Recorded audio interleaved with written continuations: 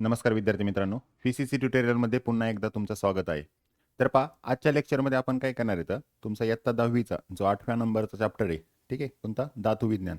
तर हा चॅप्टर या ठिकाणी पाहणार आहे.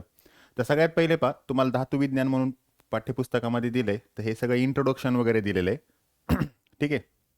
तर धातू विज्ञान म्हणजे नेमकं काय पहा, तर आपल्याला जेवढे काही आपण आधुनिक आवर्त सारणीमध्ये जेवढे धातू पाहिले होते आणि अधातू वगैरे पाहिले होते, तर यांच्या फक्त आपल्याला काय करायचं आहे, गुणधर्मांचा अभ्यास करायचा आहे. समजा आपल्याला माहिती आहे पहा, लोखंड असेल, तांबे असेल, ठीक आहे, मग किंवा चांदी असेल किंवा सोनं असेल, हे सगळं धातू आहे. आणि अधातूमध्ये आपण काय केलं होतं, क्लोरीन वगैरे असेल, त्याच्यानंतर तुम्ही कार्बन वगैरे पाहिलं असेल. तर आपल्याला आधुनिक आवर्त सारणीमध्ये पहा, उजव्या साईडला सगळे अधातू होते आणि डाव्या साईडला सगळे काय होते, धातू होते. तर आपण डायरेक्टली काय करूया, चॅप्टरच्या स्टार्ट करूया पहा. तर सगळ्यात पहिले तुम्हाला ना धातूचे गुणधर्म दिलेत पहा. तर सगळ्यात पहिले तुम्ही डोळ्यासमोर काय करा, लोखंडाचा विचार करा. लोखंड धातू आहे. आता लोखंड जे आहे हे कोणत्या अवस्थेत आढळतं, तर पहा, मुख्यतः हे कोणत्या अवस्थेत असतं, स्थायू अवस्थेत. पण याला अपवाद कोण आहे पहा, पारा आणि गॅलिनियम हे तुम्हाला कोणत्या अवस्थेत सापडतात, द्रव्य अवस्थेत सापडतात. पहा, पारा तुम्ही ऐकला असेल, म्हणजे आपण तापमापनीमध्ये बघतो, तो पाण्याचा एक ड्रॉप असतो, जो तापमान वाढल्यानंतर आपल्याला वरती जाताना दिसतो. तर पारा किंवा गॅलिनियम हे कोणत्या अवस्थेत असतात, द्रव्य अवस्थेत असतात. दुसरी गोष्ट पहा, जर तुम्ही सोनं पहा, चांदी पहा किंवा लोखंड पहा, तर त्याला किंवा कॉपर आपण म्हणतो ना, तांबे वगैरे, तर ह्याला विशिष्ट प्रकारचे काय असते, चकाकी असते. पण एक लक्षात घ्या, लोखंड जर समजा हवेमध्ये ठेवलं, तर आपण ऑलरेडी पाहिलेलं आहे पहा रासायनिक अभिक्रियामध्ये, हवेमध्ये ठेवल्यानंतर लोखंडावरती काय होत असतो, गंज चढतो, त्यामुळे त्याची चकाकी काय होत असते, कमी होत असते. म्हणजे पहा, धातूला चकाकी असते, पण वातावरणातील ऑक्सिजन किंवा आर्द्रता यांच्यासोबत अभिक्रिया होऊन धातूच्या पृष्ठभागाची अभिक्रिया होऊन त्याची चकाकी काय होत असते, कमी होत असते.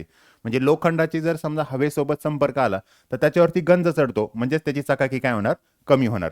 दुसरी गोष्ट पहा, धातूमध्ये तन्यता आणि वर्धनीयता हे गुणधर्म असतात.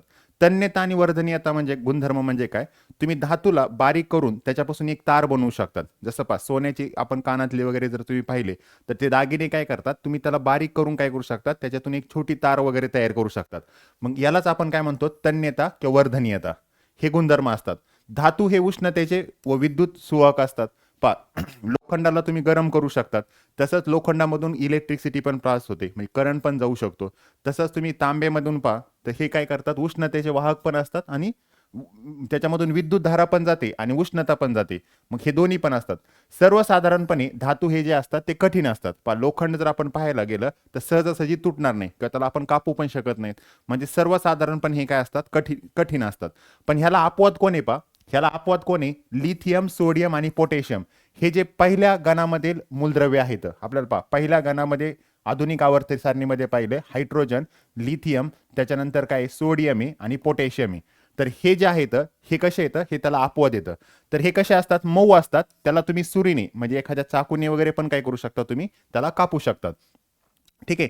धातूचा द्रवणांक व उत्कलांक उच्च असतो. आता पहा, समजा आपल्याला धातू जे लोखंडाला वितळायचंय, तर त्याला तापमान खूप लागेल. तर सर्वसाधारणपणे टंगस्टन हे धातू आहे, त्याला सगळ्यात जास्त तापमान लागतं. तर किती, 3422 डिग्री सेल्सिअस एवढ्या तापमानाला तो वितळतो. तसंच पण त्याला पण अपवादन कोण येतं, सोडियम, पोटॅशियम, पारा, गॅलिनियम हे त्याला अपवादात्मक येतं. मग अपवाद म्हणजे काय, की त्यांचे जे त्याला जो द्रवणांक असतो किंवा उत्कलनांक असतो, तो यांच्या कम्पेरेटिव्हली काय असतो, खूप कमी असतो. म्हणून आपण ह्याला काय म्हणू शकतो, हे अपवाद झाले. त्यानंतर पहा, धातूवर आघात केल्यावर त्यांच्यापासून ध्वनी निर्माण होतो. पहा, समजा लोखंडावर लोखंड मारलं तर थोडक्यात त्याच्यातून आपल्याला आवाज पाहायला मिळतो. मग यालाच आपण काय म्हणतो, नादमयता असं म्हणतो. धातू नादमय म्हणून पण ओळखले जातात. तर तुम्ही धातू एकमेकांवर आदळल्यानंतर तुम्हाला त्याच्यामधून काय मिळतो, आवाजही ऐकायला मिळतो. आता अधातूचे गुणधर्म. आता पहा, धातू हे स्थायू स्वरूपात असतात. तर अधातू जे आहेत हे स्थायू किंवा वायू ह्या दोन अवस्थेमध्ये असतात. मग ह्याला अपवाद कोणी, ब्रोमीन हा त्याला अपवाद आहे, कारण तो कोणत्या अवस्थेत असतो, द्रव अवस्थेत असतो. पहा, धातूंना आपण काही सांगितलं, चकाकी असते, तर अधातूंना चकाकी नसते. परंतु त्याला अपवाद कोणी, आयोडीन त्याला काय अपवाद आहे, आयोडीन काय अपवाद आहे, तर आयोडीनला काय असते, चकाकी असते. त्याच्यानंतर पहा, इथं आपण सांगितलंय साधारणपणे धातू कसे असतात, कठीण असतात. तर मग अधातू जे कठीणपणा त्याच्यामध्ये नसतो. पहा, हे कठीण असतात, त्यांच्यामध्ये कठीण नसतो. पण ह्याला अपवाद कोण आहे परत, हिरा. तर हिरा हा जो आहे हा सगळ्यात जास्त काय कठीण आहे. ठीक आहे. त्यानंतर पुढं काय दिलंय पहा, अधातूचे द्रवणांक आणि उत्कलनांक कमी असतात. पहा, ह्यांचा द्रवणांक आणि उत्कलनांक काय असतो, खूप जास्त असतो तर ह्यांचा काय असतो कमी असतो. त्यानंतर अधातू धातू जे आहेत हे विद्युत उष्णतेचे आणि विद्युत सुवाहक असतात, विद्युत धारेचे ना, याच्यामधून विद्युत धारा पण जाते आणि उष्णता पण जाऊ शकते. कशामधून? धातूमधून. तर अधातूमध्ये सामान्यतपणे ते दुर्वाहक असतात, म्हणून त्याच्यामधून विद्युत धारा म्हणा किंवा उष्णता जाऊ शकत नाही. आणि त्याला अपवाद कोण आहे? ग्राफाईट हे त्याला काय अपवाद आहे. म्हणजे हे या ठिकाणी तुम्ही काय सांगता, सर्वसाधारणपणे हे स्थायू स्थितीत आहे, तर हे स्थायू व वायू स्थितीत आहे. त्याच्यानंतर हे कठीण, ह्यांना चकाकी नसते तर यांना सॉरी ह्यांना चकाकी असते तर यांना चकाकी नसते, पण त्याला अपवाद तुम्हाला आयोडीन सांगायचंय. त्याच्यानंतर अजून काय सांगितलंय की धातू हे विद्युत धारेचे सुहाक वगैरे असतात उष्णतेचे, तर हे नसतात, पण ह्याला अपवाद कोण आहे? ग्रॅफाईट आहे. यांचा द्रवणांक आणि उत्कलनांक जो आहे तो काय असतो? जास्त असतो, तर यांचा काय असतो? सर्वसाधारणपणे कमी असतो. सो हा त्यांच्यामधला काय झाला? फरक झाला. तर तुम्हाला धातूचे आणि अधातूचे गुणधर्म यांच्यामधील फरक काय करू शकतात? विचारू शकतात. ठीक आहे. त्याच्यानंतर आता पुढे दिले धातू हे क्रियाशील असतात, ते सहजपणे इलेक्ट्रॉन गमावतात. आता धातूचं उदाहरण जर आपण बघितलं तर सोडियमचं उदाहरण तर याचं इलेक्ट्रॉन स्वरूपण काय असतं? 2 8 1. आता याची कक्षा पूर्ण करण्यासाठी, म्हणजे शेवटची कक्षा बाह्यतम कक्षा जर भरायची असेल, ठीक आहे, तर मग याला एक इलेक्ट्रॉन काय करावं लागेल? गमावावं लागेल. मग सोडियमने जर एक इलेक्ट्रॉन गमावला, म्हणजे सोडियमने एक इलेक्ट्रॉन काय केला? गमावला. ठीक आहे, तर Na+ तयार होईल ना ह्याच्यावरती, आणि एक इलेक्ट्रॉन त्याने काय केला? गमावला. तर मग एक गोष्ट लक्षात घ्या, एक इलेक्ट्रॉन त्याने दिल्यानंतर त्याच्यावरती कोणता प्रभार तयार होत असतो? धन. मग या ठिकाणी काय सांगितलंय? धातू हे क्रियाशील असतात आणि ते सहजपणे इलेक्ट्रॉन काय करतात? देतात, आणि त्याच्यानंतर धन प्रमाणित आयन तयार होतात. म्हणूनच त्यांना विद्युत धन मूलद्रव्य असंही म्हटलं जातं. तर धातूंनाच विद्युत धन मूलद्रव्य असंही म्हणतात, कारण धातू सर्वसाधारणपणे इलेक्ट्रॉन गमावतात आणि त्यांच्यावरती धनप्रभार तयार होतो. ठीक आहे. त्याच्यानंतर आकृतीमध्ये तुम्हाला इथे एक अभिक्रिया दिलेली आहे, तर इथं तुम्हाला काय करायचंय? धातूची अभिक्रिया करायची आहे. कोणासोबत? हवेमध्ये. हवेमध्ये तुम्हाला चिमट्यामध्ये एक धातू धरलाय आणि त्याला उष्णता दिलेली. तर याच्यापासून तुम्हाला काय निरीक्षण पाहायला मिळतात ते तुम्हाला या ठिकाणी दिलेत. पहिले, धातूची ऑक्सिजन सोबत होणारी रिॲक्शन. मग आता धातू आहे, समजा तुम्ही सोडियम घेतलं धातू, आणि सोडियम धातू काय केला? हवेमध्ये तुम्ही काय केलं? त्याची अभिक्रिया केली. मग हवेमध्ये कोण आहे? ऑक्सिजन आहे, आणि इथं सोडियम आहे. ठीक आहे. तर सर्वसाधारणपणे काय दिलंय जर समजा हवेमध्ये ऑक्सिजन सोबत संयोग पाहतो, धातू हवेमध्ये संयोग पाहतो आणि त्यापासून धातूच्या ऑक्साईडची निर्मिती होते. आता ऑक्साईड ह्या शब्दाचा अर्थ काय? एखाद्या धातूसोबत समजा सोडियम आहे आणि त्याच्यासोबत तुम्हाला काय आलं? ऑक्सिजन वगैरे आला, Na2, तर याला काय म्हणायचं? सोडियम ऑक्साईड म्हणायचं. म्हणजे धातू आणि सोबत ऑक्सिजन असेल तर त्याला आपण काय म्हणतो? ऑक्साईड असं म्हणतो. मग हा सोडियम ऑक्साईड झाला. ठीक आहे. मग आता इथं त्यांनी काय केलंय सर्वसाधारणपणे जर बघितलं तर सोडियम दिले आणि ऑक्सिजन दिले. आता ऑक्सिजन कधी पण O2च्या फॉर्ममध्ये असतो. ऑक्सिजन जो आहे तो गॅसियसमध्ये कधी पण कशाच्या फॉर्ममध्ये असतो? O2च्या मध्ये. मग आता एक लक्षात घ्या, आपल्याला माहिती याचं इलेक्ट्रॉन स्वरूपण जर बघितलं आपण तर 2 आणि 6 आहे. म्हणजे ह्याची बाह्यतम कक्षा पूर्ण करण्यासाठी ह्याला किती इलेक्ट्रॉनची गरज आहे? 2 इलेक्ट्रॉनची गरज आहे. मग आता इथं 2 ऑक्सिजन येतं, मग 2 ऑक्सिजनचा जर विचार केला तर एका ऑक्सिजनला 2 इलेक्ट्रॉनची गरज आहे, दुसऱ्या ऑक्सिजनला पण 2 इलेक्ट्रॉनची गरज आहे, तर टोटल किती इलेक्ट्रॉनची गरज आहे? 4. आणि सोडियमचं इलेक्ट्रॉन स्वरूपण जर बघितलं आपण तर 2 8 1 आहे. म्हणजे सोडियम एका वेळेस किती इलेक्ट्रॉन देणार आहे? 1. मग आता हा 1 देणार आहे, पण ऑक्सिजनला जर त्याच्यासोबत संयोग पाहायचा असेल तर याला किती इलेक्ट्रॉनची गरज आहे? 4. म्हणून 4 सोडियम एकत्र येतील, ते 4 सोडियम 4 इलेक्ट्रॉन देतील. एक ऑक्सिजनमध्ये इथे 2 बाह्यतम कक्षा पूर्ण होईल आणि दुसऱ्या ऑक्सिजनची पण पूर्ण होईल, आणि या पद्धतीने तुम्हाला Na2O, म्हणजे एका ऑक्सिजनचा जर विचार केला आणि एका सोडियमचा जर विचार केला तर इथं 2 8 1 आहे.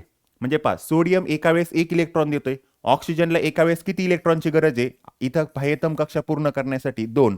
मग तुम्हाला किती सोडियम लागतील? 2 सोडियम लागतील, तेव्हा ते काय करू शकतात? एका ऑक्सिजनला म्हणजे काय करू शकतात? संयोग पाहू शकतात. म्हणून इथं 2 सोडियम आणि 1 ऑक्सिजन येतं. ठीक आहे. त्याच्यानंतर हे जे काही तुम्हाला धातूचं ऑक्साईड तयार झालंय, हे जर तुम्ही पाण्यामध्ये विरघळलं, म्हणजे पाण्यामध्ये टाकलं, थोडक्यात पाण्यामध्ये टाकल्यानंतर त्याच्यापासून तुम्हाला काय मिळतं? आम्ल वगैरे मिळतं. म्हणजे धातू हवेत उघडा ठेवल्यानंतर सोडियम धातू सहज पेट घेतो, हे तर आपण पाहिलेलेच ऑलरेडी. त्यानंतर तर इतर ठिकाणी होणारा अपघात टाळण्यासाठी तो केरोसिनमध्ये ठेवतात. तर सोडियम जो धातू आहे तो पाण्यामध्ये जर तुम्ही टाकला तर त्याच्यामधून काय होत असते? अभिक्रिया होऊन काय होत असते? उष्णता तयार होते. मग ते टाळण्यासाठी धातूला कशामध्ये ठेवलं जातं? केरोसिनमध्ये ठेवलं जातं. कारण सोडियम जो आहे तो केरोसिन सोबत अभिक्रिया करत नाही, पाण्यासोबत जलद गतीने अभिक्रिया करतो. मग आता पहा, धातूचे ऑक्साईड हे जे आहेत हे पाण्यात काय असतात, द्रवणीय असतात. मग पहा, हा धातूचा ऑक्साईड जो आहे तो पाण्यामध्ये घेतला आपण पाण्यासोबत H2O सोबत, तर यांची अभिक्रिया तयार होऊन तुम्हाला काय होत असतं, NaOH हे आम्ल अल्क तयार होतं. ठीक आहे, म्हणजे अल्कली वगैरे तयार होतं.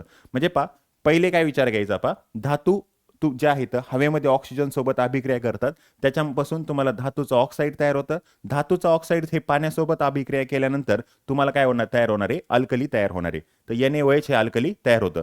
याच पद्धतीने जर तुम्ही मॅग्नेशियम आणि ऑक्सिजनचा विचार केला, आता पहा मॅग्नेशियमचं जे इलेक्ट्रॉन स्वरूपण आहे ते आहे 282 आणि ऑक्सिजनचं जे आहे हे तर आपण आत्ताच पाहिलं किती, ऑक्सिजनचं काय 2 आणि 6 आहे. मग आता एक विचार करा, मॅग्नेशियम तुम्हाला एका वेळेस 2 इलेक्ट्रॉन देतो, ऑक्सिजनला किती इलेक्ट्रॉनची गरज आहे, 2. मग एक मॅग्नेशियम एका ऑक्सिजनसाठी सफिशियंट आहे. मग आपल्याला इथं ऑक्सिजन किती येतात, 2, म्हणून इथं मॅग्नेशियम पण किती येणार येतं, 2 येणार आहेत. मग हे 2 मॅग्नेशियम 2 ऑक्सिजन सोबत ही करतील आणि इथं 2MgO तयार होईल. म्हणजे पहा, या मॅग्नेशियमचे 2 इलेक्ट्रॉन ह्या 2 ऑक्सिजन ही करेल. सो 2 ऑक्सिजन असल्यामुळे इथं तुम्हाला 2 मॅग्नेशियम घ्यावं लागतील आणि मग तुम्हाला 2MgO तयार होईल. तसंच मग पहा, तुम्हाला ऑक्साईड तयार झालं, पहा सोडियम ऑक्साईड तयार झालं, सोडियम ऑक्साईडची काय करायची, पाण्यासोबत रिएक्शन करायची. तसं मॅग्नेशियम ऑक्साईड तयार झालं, त्याची पाण्यासोबत रिएक्शन करा, तुम्हाला MgOH2 हे तुम्हाला काय होईल, अल्क तयार होईल. ठीक आहे, सो अशा पद्धतीने तुम्ही इथं सांगू शकता. त्याच्यानंतर पुढे दिलंय पहा, धातूची पाण्यासोबत होणारी अभिक्रिया. तर याच्यासाठी तुम्हाला एक आकृती वगैरे दाखवलंय. तर इथं तुम्हाला काय केलंय, समजा पाणी वगैरे जे आहे, पाण्याने भिजलेला एक कापसाचा बोळा वगैरे आहे, इथून पाण्याची वाफ तयार होईल आणि ते धातूसोबत वगैरे इथं धातूचा नमुना आहे आणि त्याच्यासोबत इथं काय होणार आहे, अभिक्रिया होणार आहे. तर लक्षात घ्या, तुम्हाला काय केलं त्यांनी, अभिक्रिया पण दिल्यात. पहा कोणता, पहा सोडियम आणि पोटॅशियमचा विचार करा. तर सोडियम आणि पोटॅशियम मध्ये सोडियमच्या इलेक्ट्रॉन स्वरूपण 281 आहे आणि पोटॅशियमचं कसं आहे, 2881 आहे. म्हणजे पहा, याच्या पण शेवटच्या कक्षेत एक इलेक्ट्रॉन आहे, याच्या पण शेवटच्या कक्षेत एक इलेक्ट्रॉन आहे. मग जर एक एक इलेक्ट्रॉन असतील तर ते लवकर इलेक्ट्रॉन देण्याचं काम करतील. म्हणून धातूमध्ये पहा, सोडियम आणि पोटॅशियम याची रिॲक्शन काय होत असते, अतिशय जलद व जोमाने तयार होते आणि त्यामधून काय होत असतो, हायड्रोजन बाहेर पडतो. ह्यांची रिॲक्शन जलद का होते, कारण ह्यांच्या शेवटच्या कक्षेमध्ये एक एकच इलेक्ट्रॉन आहे. मग इथं काय होतं, पहा सोडियम आणि इथं 2 H2O घ्या, ह्यांची अभिक्रिया तयार होते. मग हे तुम्हाला आत्ताच सांगितलं होतं की पाणी आणि जर समजा धातू आहे, ह्यांची अभिक्रिया तयार होऊन काय झालं, तुम्हाला इथं अल्क तयार झालं आणि त्याच्यामधून तुम्हाला H2 बाहेर पडतो आणि सोबत त्यामधून काय होते, उष्णता बाहेर पडते. ठीक आहे, तसंच जर तुम्ही पोटॅशियमचा विचार केला तर ही रिॲक्शन तर पहा, ह्याच्या एकच इलेक्ट्रॉन, याच्याकडे एक इलेक्ट्रॉन आहे, फक्त इथं सोडियम आहे, तर त्याच्याऐवजी इथं तुम्हाला काय करायचं, पोटॅशियम घ्यायचंय. सो इथं 2K हे 2H2O वगैरे आणि त्याच्यापासून तुम्हाला H2 बाहेर पडणार आणि उष्णता पण बाहेर मिळणार. आता त्यासोबत पहा, या उलट कॅल्शियमची पाण्यासोबत अभिक्रिया मंद गतीने होते व कमी जोमाने होते आणि याच्यामध्ये पण काय होत असतो, हायड्रोजन वायू काय होतो, बाहेर पडतो. म्हणजे पहा, कॅल्शियम घ्यायचा, सोडियमच्या जागी कॅल्शियम घेतला, 2H2O घेतलं, त्याच्यापासून तुम्हाला कॅल्शियम ऑक्साईड पण तयार होणार आणि प्लस इथं H2 तयार होणार. इथं उष्णता बाहेर पडते, इथं उष्णता बाहेर पडत नाही. त्यासोबत पहा, ॲल्युमिनियम आणि लोखंड आणि जास्त धातूंची थंड किंवा गरम पाण्याबरोबर अभिक्रिया होत नाही, पण वाफेसोबत मात्र अभिक्रिया होते. म्हणजे पाण्याची वाफ जी आहे याच्यासोबत कोणाची रिॲक्शन होत असते, ॲल्युमिनियम असेल, लोखंड असेल, जस्त असेल, तर यांची अभिक्रिया कोणासोबत होते, पाण्याच्या वाफेसोबत होते. मग इथं पण काय करायचंय, पहा ॲल्युमिनियम आणि हे 3H2O घ्यायचंय, म्हणजे 3 पाण्याचे आपण हे घेतले, तर यांची अभिक्रिया तयार होऊन तुम्हाला ॲल्युमिनियम ऑक्साईड, ह्याचा फॉर्म्युला तर आपल्याला लक्षात ठेवायचा, पुढं पण आपल्याला लागणार आहे. तर ॲल्युमिनियमचं कधी पण ऑक्साईड तयार होतं आणि Al2O3 असतं. मग ॲल्युमिनियम ऑक्साईड आणि 3H2 हा बाहेर पडेल. तसंच जर तुम्ही आयर्न घेतलं तर आयर्नमध्ये 4H2O हे 4 येतील आणि इथं Fe2O4 हे तुम्हाला आयर्न ऑक्साईड तयार होतं आणि तसंच Zn आणि H2O जर घेतलं तर तुम्हाला झिंक ऑक्साईड काय होणार आहे, तयार होणार आहे आणि H2 त्याच्यातून काय होतो, बाहेर निघून जातो. ठीक आहे, सो या पद्धतीने तुम्हाला इथं काय करायचंय, ते लक्षात ठेवायचंय. तर लक्षात घ्या, पोटॅशियम आणि सोडियमच्या रिॲक्शन किंवा अभिक्रिया पाण्यासोबत जलद गतीने होतात आणि ह्या थंड गतीने होतात किंवा मंद गतीने होतात. कोणासोबत, कॉपरसोबत. आणि लोखंड, ॲल्युमिनियम किंवा जस्त असेल तर यांची अभिक्रिया कोणासोबत होते, पाण्याच्या वाफेसोबत होते. ठीक आहे, थंड पाण्यासोबत वगैरे होत नाही. ठीक आहे, त्याच्यानंतर नेक्स्ट पाहता, पुढे दिलंय धातूची आम्लासोबत होणारी रिॲक्शन. मग आता आम्ल कोण घ्यायचंय, समजा HCl वगैरे घ्या. तर सर्वसाधारणपणे लक्षात घ्या, धातूच्या आम्लासोबत अभिक्रिया होतात. अभिक्रिया तयार झाल्यानंतर तिथे पण काय होत असतं, H2 वगैरे बाहेर पडत असतो. आता दुसरी गोष्ट पहा, सगळ्याच धातूची तुम्हाला अभिक्रिया देताना पहा, इथं ही एक ऑर्डर दिलेली आहे. जर तुम्हाला अभिक्रियाचा दर बघायचा असेल तर Mgचा सगळ्यात जास्त असेल ॲज कम्पेअर टू तुम्ही ॲल्युमिनियम पहा, Zn वगैरे. तर इथं लग दिलंय पहा, ॲल्युमिनियम, मॅग्नेशियम, लोखंड, जस्त यांच्या नमुन्याची अभिक्रिया तुम्ही काय केली, हायड्रोक्लोरिक आम्लाबरोबर घडून आणली. तर या अभिक्रियामध्ये हायड्रोजन मुक्त होत असतो आणि या धातूची क्रियाशीलता पुढील क्रमाने दाखवलंय. मी सगळ्यात जास्त क्रियाशील कोण आहे? Mg, त्यानंतर ॲल्युमिनियम, त्यानंतर झिंक आणि त्याच्यानंतर येणारे आयर्न. मग हे तुम्हाला या ठिकाणी तुम्हाला त्याच्या अभिक्रिया दिल्यात. पहा त्यांनी काय सांगितले, कोणताही धातू तुम्ही हायड्रोक्लोरिक ऍसिड सोबत घ्या, म्हणजे हायड्रोक्लोरिक आम्ल घ्या, तर याच्यासोबत अभिक्रिया झाल्यानंतर याच्यातला हा H2 जो आहे तो बाहेर निघून जातो. मग H2 बाहेर निघून गेला आणि मग इथं 2 क्लोरीन आहेत ना, मग हे तुम्हाला 2 क्लोरीन येतील. पहा क्लोरीनला क्लोरीनचं इलेक्ट्रॉन स्वरूपण काय 2, 8, 7 आहे, मग त्याला एका इलेक्ट्रॉनची गरज आहे. आणि Mg जो आहे तो त्याचं इलेक्ट्रॉन स्वरूपण काय 2, 8, 2 आहे, म्हणजे त्याच्याकडे 2 इलेक्ट्रॉन आहेत. मग Mg 2 इलेक्ट्रॉन देतो, पण क्लोरीन एकच घेणार आहे, म्हणजे इथं तुम्हाला अजून एक क्लोरीन लागेल. मग हे दोघं जण मिळून तुम्हाला काय करतील, एक एक इलेक्ट्रॉन घेतील. म्हणजे पहा एक Mg आला तर Cl2 तुम्हाला किती येणार आहे? 2 येणार आहे. त्यानंतर पहा ॲल्युमिनियमचा विचार करा. आता इथं क्लोरीन पण आहे आणि इथं तुम्हाला काय करायचंय, H2 तुम्हाला काय होणार आहे? बाहेर होणार आहे. आता एक विचार करा, ॲल्युमिनियमचं इलेक्ट्रॉन स्वरूपण कसं आहे? 2, 8, 3 आहे. मग साधं लॉजिक आहे, ॲल्युमिनियम एका वेळेस किती इलेक्ट्रॉन देणार? 3. मग आता इथं लक्षात घ्या, ॲल्युमिनियम एका वेळेस किती देणार? 3 इलेक्ट्रॉन देणार आहे. मग क्लोरीन तुम्हाला घेताना कधी पण तयार होताना काय होणार आहे? AlCl3. म्हणजे पहा एका ॲल्युमिनियमचा जर विचार केला तर ह्याने 3 इलेक्ट्रॉन दिले, तर त्यावेळेस तुम्हाला क्लोरीन सोबत किती लागणार आहे? तर 3. मग इथं 2 ने मल्टिपल आले. त्याचं रिझन का? कारण मला सांगा, जर मी इथं 3च क्लोरीन घेतले असते तर 3 हायड्रोजन कसे तयार होणार ना? हायड्रोजन जोडीमध्ये तयार होणार आहेत. म्हणजे हायड्रोजन घेताना तुम्हाला 2 घ्यावं लागतील, 4 घ्यावं लागतील किंवा 6 घ्यावं लागतील. मग इथं तुम्हाला 6 नंबर घेतला तरच ते काय होणार आहे? सुटेबल होणार आहे. त्याच्यानंतर पहा आयर्नची तुम्ही फक्त अभिक्रिया लक्षात ठेवा. पहा Fe ची 2HCl सोबत अभिक्रिया होणार, H2 बाहेर पडणार आणि इथे तुम्हाला काय होईल? क्लोरीन जो आहे तो आयर्नच्या ठिकाणी येणार, त्या आयर्न सोबत येणार. तसंच Zn2HCl असेल, ह्याच्यातून परत हा H2 बाहेर पडणार आणि Zn काय होणार? ZnCl2 तयार होणार. तसंच धातूची नायट्रिक आम्लासोबत होणारी अभिक्रिया. तर धातूची नायट्रिक आम्ल जर बघायचं असेल तर नायट्रिक आम्ल कोणतं असतं? HNO3. ठीक आहे. आता इथं सहत दिलंय आणि इथं विरल दिलंय. तर कॉपरची सहत सोबत झाली. सहत म्हणजे काय? जास्त कॉन्सन्ट्रेशन. याचा अर्थ कसा पहा, समजा तुम्ही असं गृहीत धरा, एका पाण्यामध्ये 1 लिटर पाण्यामध्ये पहा 1 लिटर पाणी आहे इथं आणि दुसऱ्या याच्यामध्ये पण 1 लिटर पाणी आहे असं गृहीत धरा. ठीक आहे, 1 लिटर पाणी आहे. आता सपोज असं गृहीत धरा पहा, तुम्ही एखादं औषध पितात. ठीक आहे, त्या औषधाचं काय केलं, 5 ml औषध ह्याच्यामध्ये टाकलं आणि याच्यामध्ये तुम्ही काय केलं, 20 ml औषध टाकलं. मग याच्यापेक्षा याच्यात औषधाचं प्रमाण जास्त आहे, म्हणजे थोडक्यात ह्याची सहती जास्त झाली आणि ही कमी सहती झाली, किंवा ह्याला विरल म्हणतात. म्हणजे ज्याचं पाण्यामध्ये प्रमाण कमी असतं त्याला विरल म्हणतात आणि जे पाण्यामध्ये समजा ज्याचं प्रमाण जास्त असेल त्याला आपण काय म्हणू, समजा सहती म्हणू. मग हे काय झालं, ॲक्वियसमध्ये दाखवले ना पाण्यामध्ये, मग ह्याची सहती काय जास्त आहे. जर जास्त सहती असेल तर त्याच्यापासून तुम्हाला काय होत असतं, NO2 बाहेर पडतो आणि जर कमी सहती असेल तर त्याच्यापासून तुम्हाला 2NO बाहेर पडतो. ठीक आहे, आणि बाकीचं काही नाही, कॉपर नायट्रेटचं वगैरे ते तुम्हाला हे 4 तयार होतील किंवा आम्ल. ठीक आहे. मग पहा धातूची नायट्रिक आम्लासोबत अभिक्रिया होऊन धातूचे नायट्रेट, हे पहा धातूचे काय होतात, नायट्रेट क्षार तयार होतात. तसेच नायट्रिक आम्लाच्या सहतीनुसार नायट्रोजनची विविध ऑक्साईड तयार होतात. म्हणजे N2O तयार होईल किंवा NO2 तयार होईल किंवा NO तयार होईल. म्हणजे पहा इथं NO2 तयार झालंय, इथं NO तयार झालंय. तर वेगवेगळे नायट्रोजनचे ऑक्साईड तयार होतात. पाणी तर ऑलरेडी वेगळं होणारच आहे आणि त्यासोबत इथं तुम्हाला काय होतंय, नायट्रिक आम्लाचे, ठीक आहे, हे धातूचे नायट्रिक क्षार पण तयार होतात. हे धातूचे नायट्रिक क्षार पण तयार झालेत हे. ठीक आहे, तर याला आपण काय म्हणू, धातूचे नायट्रिक क्षार म्हणून. ठीक आहे. आता त्याच्या पुढं पहा, त्याच्या पुढे तुम्हाला काय केले, धातूच्या इतर धातूच्या क्षारासोबत किंवा द्रावणासोबत होणारी अभिक्रिया. मग आता तुम्हाला काय करायचंय पहा, त्यांनी इथं दाखवलेलं आहे काय, कॉपर सल्फेटचं द्रावण दाखवलंय आणि लोखंडी खिळा दाखवलेला आहे. मग आता पहा, कॉपर सल्फेटचं द्रावण म्हणजे CuSO4 असतं आणि लोखंड जर बघितलं तर Fe असतं. तर आपल्याला माहिती आहे इथं काय होत असतं, विस्थापन होत असतं. विस्थापन का? कारण पहा आयर्न जो आहे तो कॉपरपेक्षा जास्त अभिक्रियाशील आहे. म्हणजे जास्त अभिक्रियाशील असेल तर आयर्न काय करेल, कॉपरची जागा घेईल आणि कॉपर इथून निघून जाईल. मग इथं काय होणार तुम्हाला, FeSO4 आणि प्लस कॉपर ह्याच्यातून काय झालं, वेगळं झालं. मग आता पहा कॉपर ह्याच्यातून वेगळं झालं, FeSO4 याची जागा घेतली. म्हणजे थोडक्यात इथं काय होतं पहा, स्टार्टिंगला जर तुम्ही बघितलं कॉपर सल्फेटचं जे द्रावण होतं त्याचा रंग पहा निळा होता, कारण कॉपर सल्फेटच्या द्रावणाचा कलर कोणता असेल, निळा. पण नंतर होतंय काय, आयन कॉपरची जागा घेते आणि कॉपर वेगळं होऊन जाते. मग हे आयनवरती जे आहे ते कोणाची जागा घेते, कॉपरची जागा घेते. त्याच्यामुळे हे जे आयन तयार होते हे कशाचे तयार होईल, फेरस सल्फेटचे द्रावण होईल. म्हणजे पहा पहिल्यांदा जे कॉपर सल्फेटचं द्रावण होतं तेच द्रावण आता कोणाचं होणार आहे, फेरस सल्फेटचं. कारण का, फेरसनी किंवा आयर्ननी याच्या ठिकाणी काय केले, कॉपरची जागा घेतली आणि कॉपर काय झालेलं आहे, वेगळं झालेलं आहे. किंवा कॉपर म्हणजेच काय, तांबे. ठीक आहे. सो हे जे फेरस आहे ते कोणाची, तांब्याची जागा घेतं आणि तांबा याच्यातून काय होतं, वेगळं होतं. मग आता याचा अर्थ काय झाला पहा, कॉपरपेक्षा आयर्न जे आहे ते जास्त अभिक्रियाशील आहे. मग अशा पद्धतीने तुम्हाला पुस्तकामध्ये काय केलंय, कोण जास्त अभिक्रिया आहे पहा. समजा तांबे जे आहे, तांब्यापेक्षा लोह काय जास्त अभिक्रियाशील आहे, म्हणून लोह आणि तांब्यामध्ये आपण आत्ताच बघितलं होतं काय होतं पहा, CuSO4 होतं आणि प्लस इथं Fe होतं. मग हे जास्त अभिक्रियाशील असल्यामुळे ते कॉपरची जागा घेणार. मग कॉपरची जागा घेणार, मग याच्यापेक्षा हे जास्त अभिक्रियाशील आहे.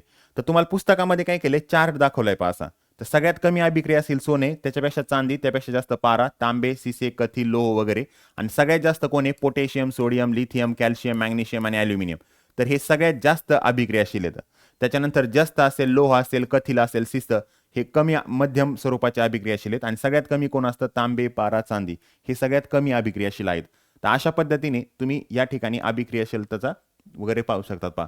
पाण्यासोबत अभिक्रिया कोणाच्या होतात, तर ह्यांच्या सगळ्यात जास्त होतात. आम्लासोबत कोणाच्या होतात, तर इथून ते इथपर्यंत हे जेवढे दिसते तर हे सगळे काय होतात, आम्लासोबत अभिक्रिया करतात. ऑक्सिजन सोबत अभिक्रिया सर्वसाधारणपणे सगळ्यांचीच होते. आणि अभिक्रियाशीलता म्हणजे कोणाची जास्त आहे, तर सगळ्यात जास्त कोणाची, पोटॅशियम, सोडियम वगैरे अशी. तर अशा पद्धतीने तुम्ही हे काय करू शकता, इथं सांगू शकता. त्याच्यानंतर नेक्स्ट पहा.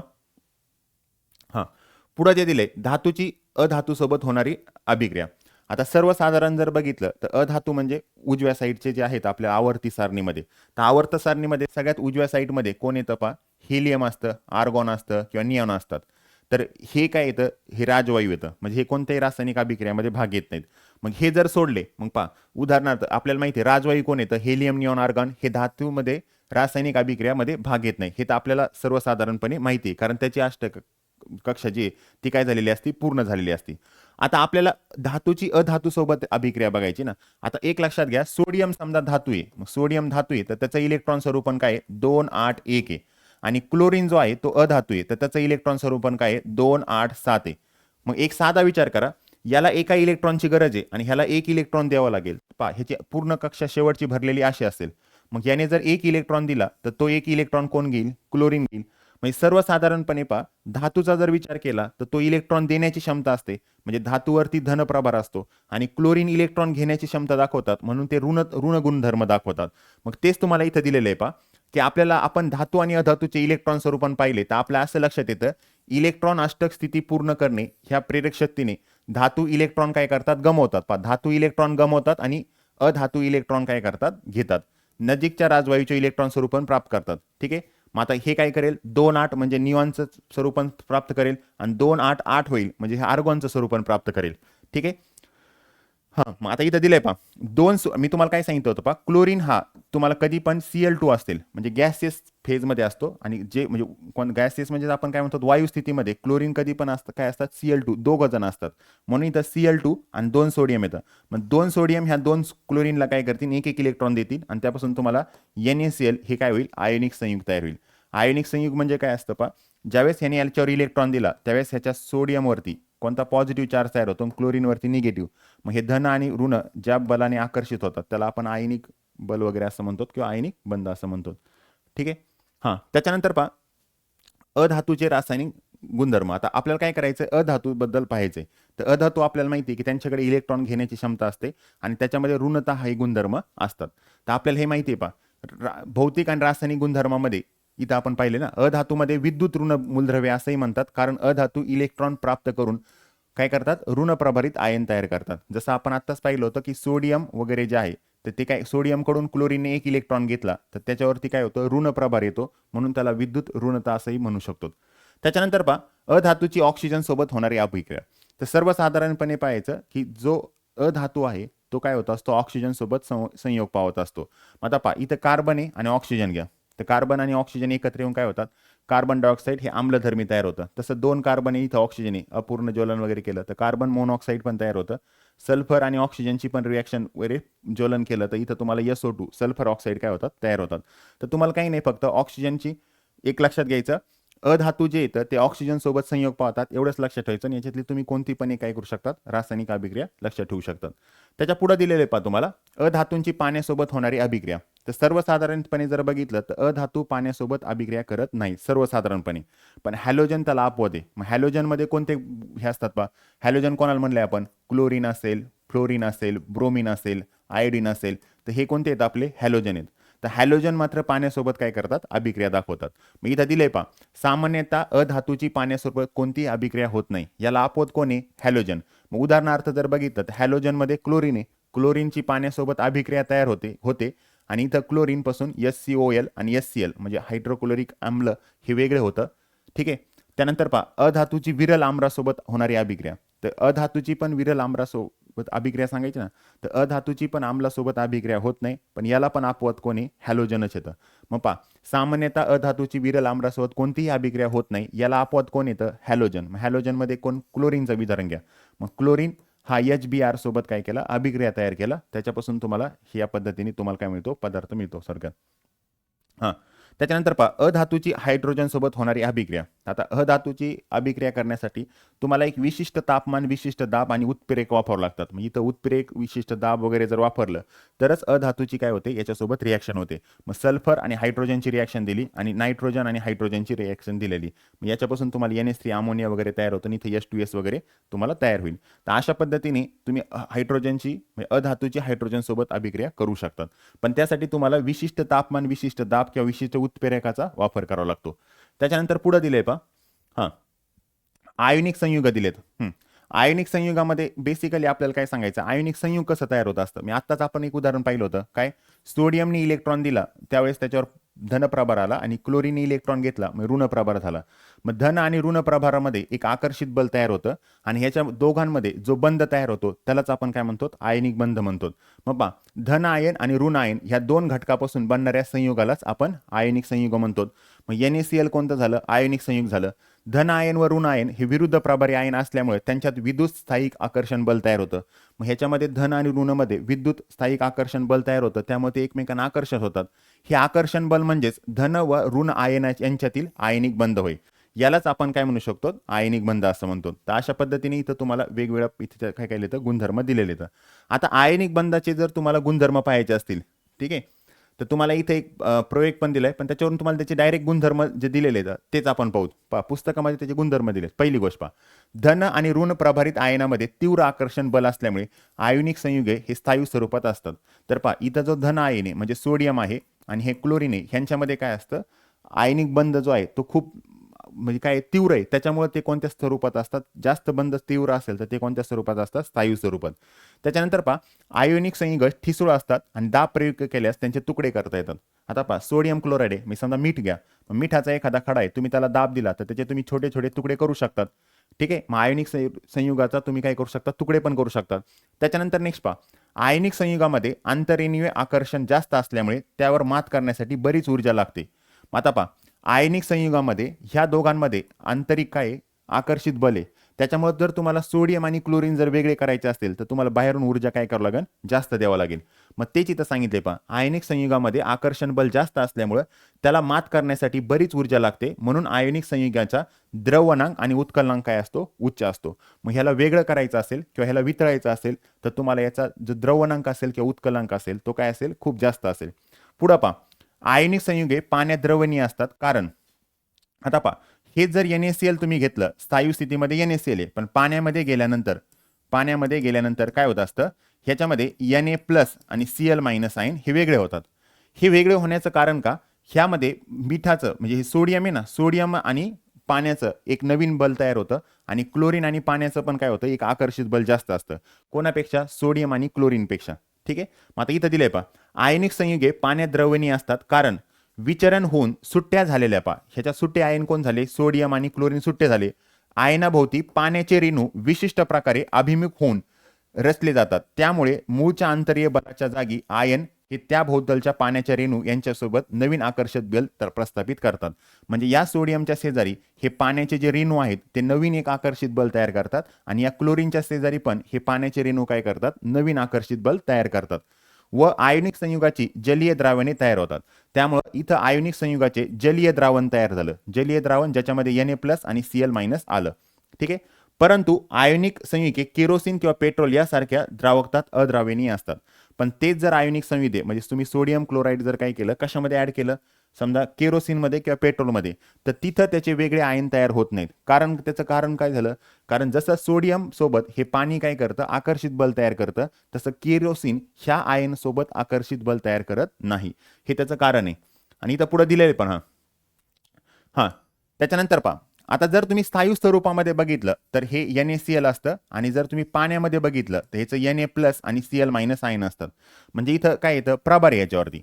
आणि पहा, विद्युत धारा वाहून नेण्यासाठी आपल्याला प्रभार आवश्यक असतो. मग इथं धनप्रभार आणि ऋणप्रभार आहे. म्हणजे पहा, वायू स्थायू स्थितीमध्ये जर बघितलं तर ह्याच्यातून विद्युत धारा जाणार नाही. पण ते जर तुम्ही पाण्यामध्ये गेलं किंवा लिक्विड अवस्थेत गेलं, कोणत्या द्रव स्थितीत जर गेलं, तर त्याचे काय असतात, कॅटायन आणि आनायन तयार होतात. म्हणजे धन आणि ऋण प्रभार वेगळे वेगळे होतात. म्हणून तुम्ही त्याच्यातून विद्युत धारा काय करू शकतात, वाहून नेऊ शकतात. म्हणजे पहा, आयनिक संयुगे विद्युत वहन करू शकत नाहीत. आयनिक संयुगामधून विद्युत धारा वाहू शकत नाही. ठीक आहे, या अवस्थेत आयन आपली जागा सोडू शकत नाही. स्थायी अवस्थेत काय असतात, NaCl असतात. त्यामुळे त्यातले धन आणि ऋण आयन त्याची जागा सोडू शकत नाहीत. पण वितळलेल्या अवस्थेत मात्र आयन चल असल्याने ते विद्युत वाहन होऊ शकते. मग वितळलेल्या याच्यामध्ये काय असतात, द्रव अवस्थेत असते. मग वितळलेली गोष्ट जे Na+ आणि Cl- ते याच्यामध्ये ते काय करू शकतात, एका ठिकाणाहून दुसरीकडे जाऊ शकतात. त्यामुळे आयनिक संयुगाचे जलीय द्रावणे विद्युत वाहक असतात. कारण पाण्यातील द्रावणात विचरण झालेले आयन असतात. मग पाण्याच्या याच्यामध्ये काय असतात, धन आणि ऋण हे वेगवेगळे प्रभार तयार होतात. आणि विद्युत धारा वाहून नेण्यासाठी आपल्याला धन किंवा ऋण आयन पाहिजे असतात. मग ते पाण्यामध्ये असतात. त्यामुळे विद्युत धारा हे तुम्हाला वाहिली जाते. तर एक लक्षात घ्या, स्थायू स्थितीमध्ये आयनिक बंध जर असेल किंवा आयनिक संयुगामध्ये स्थायू स्थितीत विद्युत धारा जात नाही. पण तेच जर समजा पाण्याच्या किंवा द्रव स्थितीमध्ये असतील तर त्यामध्ये मात्र विद्युत धारा काय होते, वाहिली जाते. त्याच्या पुढं पाहता, पुढे तुम्हाला काय केले, धातू विज्ञान म्हणून दिले पहा. ठीक आहे, आता जे चॅप्टरचं नाव आहे ते ऍक्च्युली इथं दिलंय. धातू विज्ञान म्हणजे नेमकं आपल्याला काय करायचंय पहा. समजा आपण जर शक्यतो पाहिलं तर आपल्याला धातू आहे पहा. समजा लोखंड असेल, तांबे असेल, ॲल्युमिनियम असेल किंवा पोटॅशियम असेल, सोडियम असेल, हे आपले धातू येतं. तर सर्वसाधारण पाहायला गेलं तर पृथ्वीच्या आतमध्ये हे आपल्याला सगळे पाहायला मिळतात. तर सगळे धातू हे शक्यतो काय असतात, क्रियाशील असतात. त्यामुळे ते एकटे कधीच पाहायला मिळत नाही. त्यांची अभिक्रिया कोणासोबत तरी झालेली असते. त्याच्यामुळे आपल्याला धातू प्युअर म्हणजे जसा आहे तसा मिळत नाही.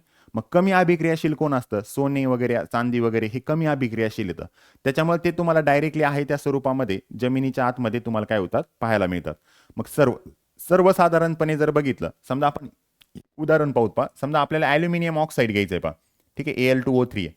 मग ॲल्युमिनियम ऑक्साईड जे आहे हे झालं आपलं ॲल्युमिनियम ऑक्साईड. हे समजा काय पृथ्वीच्या आतमध्ये आहे.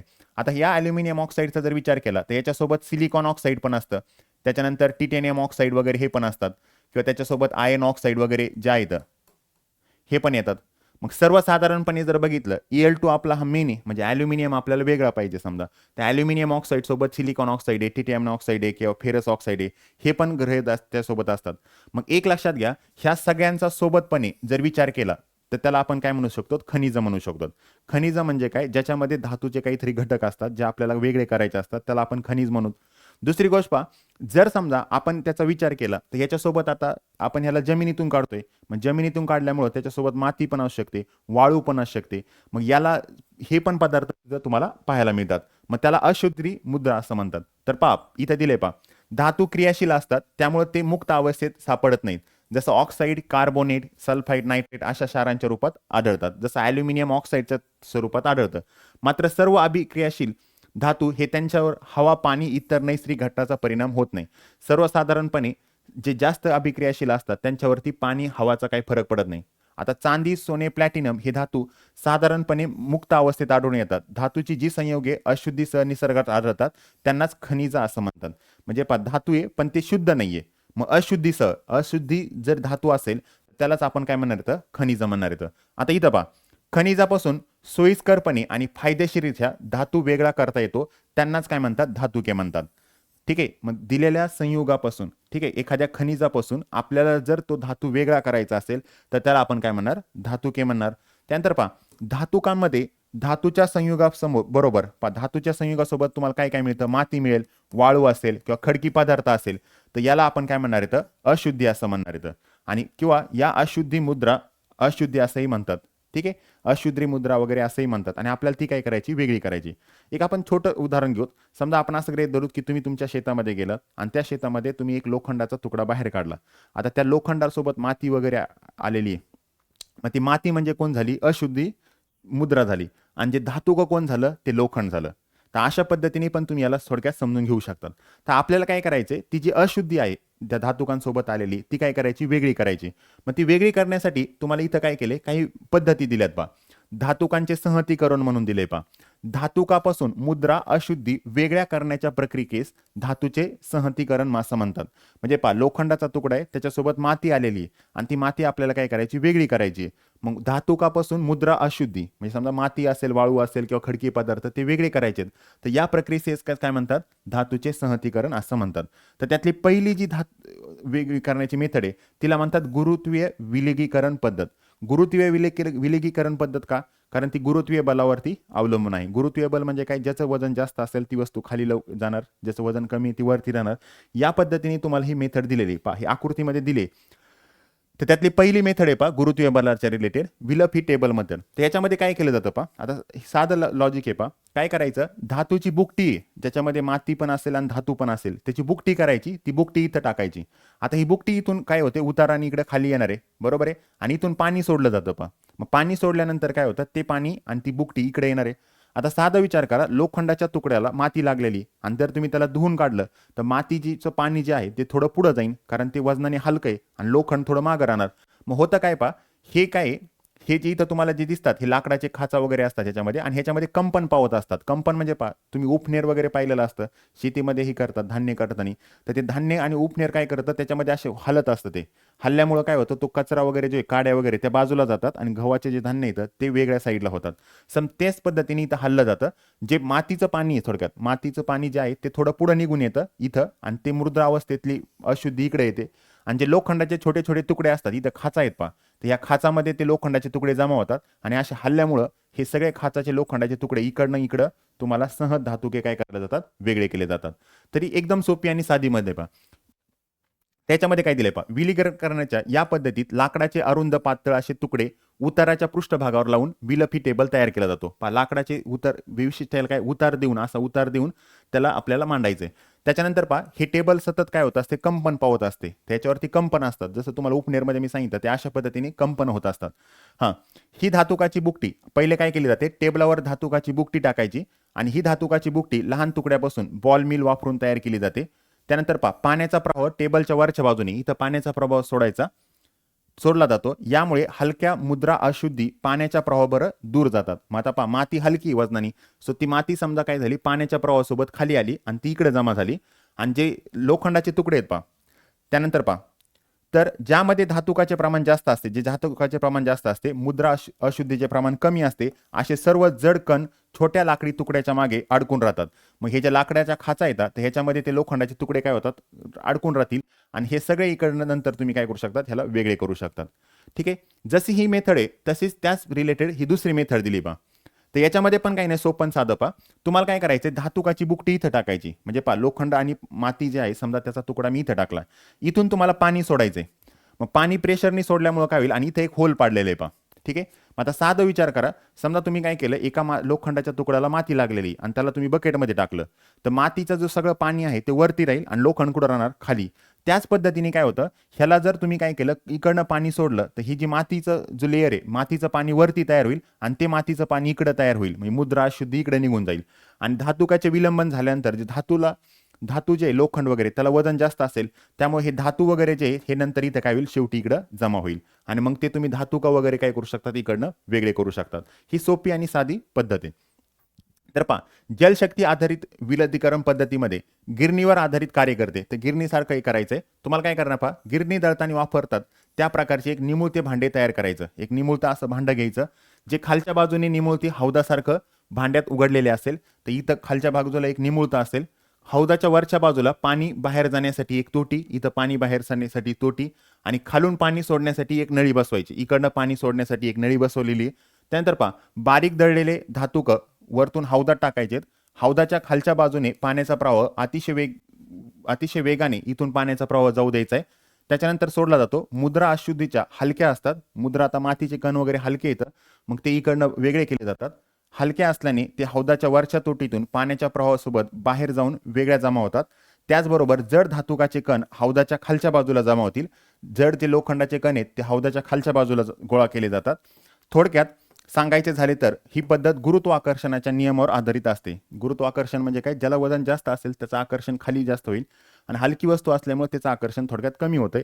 या पद्धतीने तुम्ही इथं काय करू शकता, ही सांगू शकता. त्याच्या पुढची मेथड पहा. पुढच्या मेथडमध्ये चुंबकीय विलगीकरण पद्धती.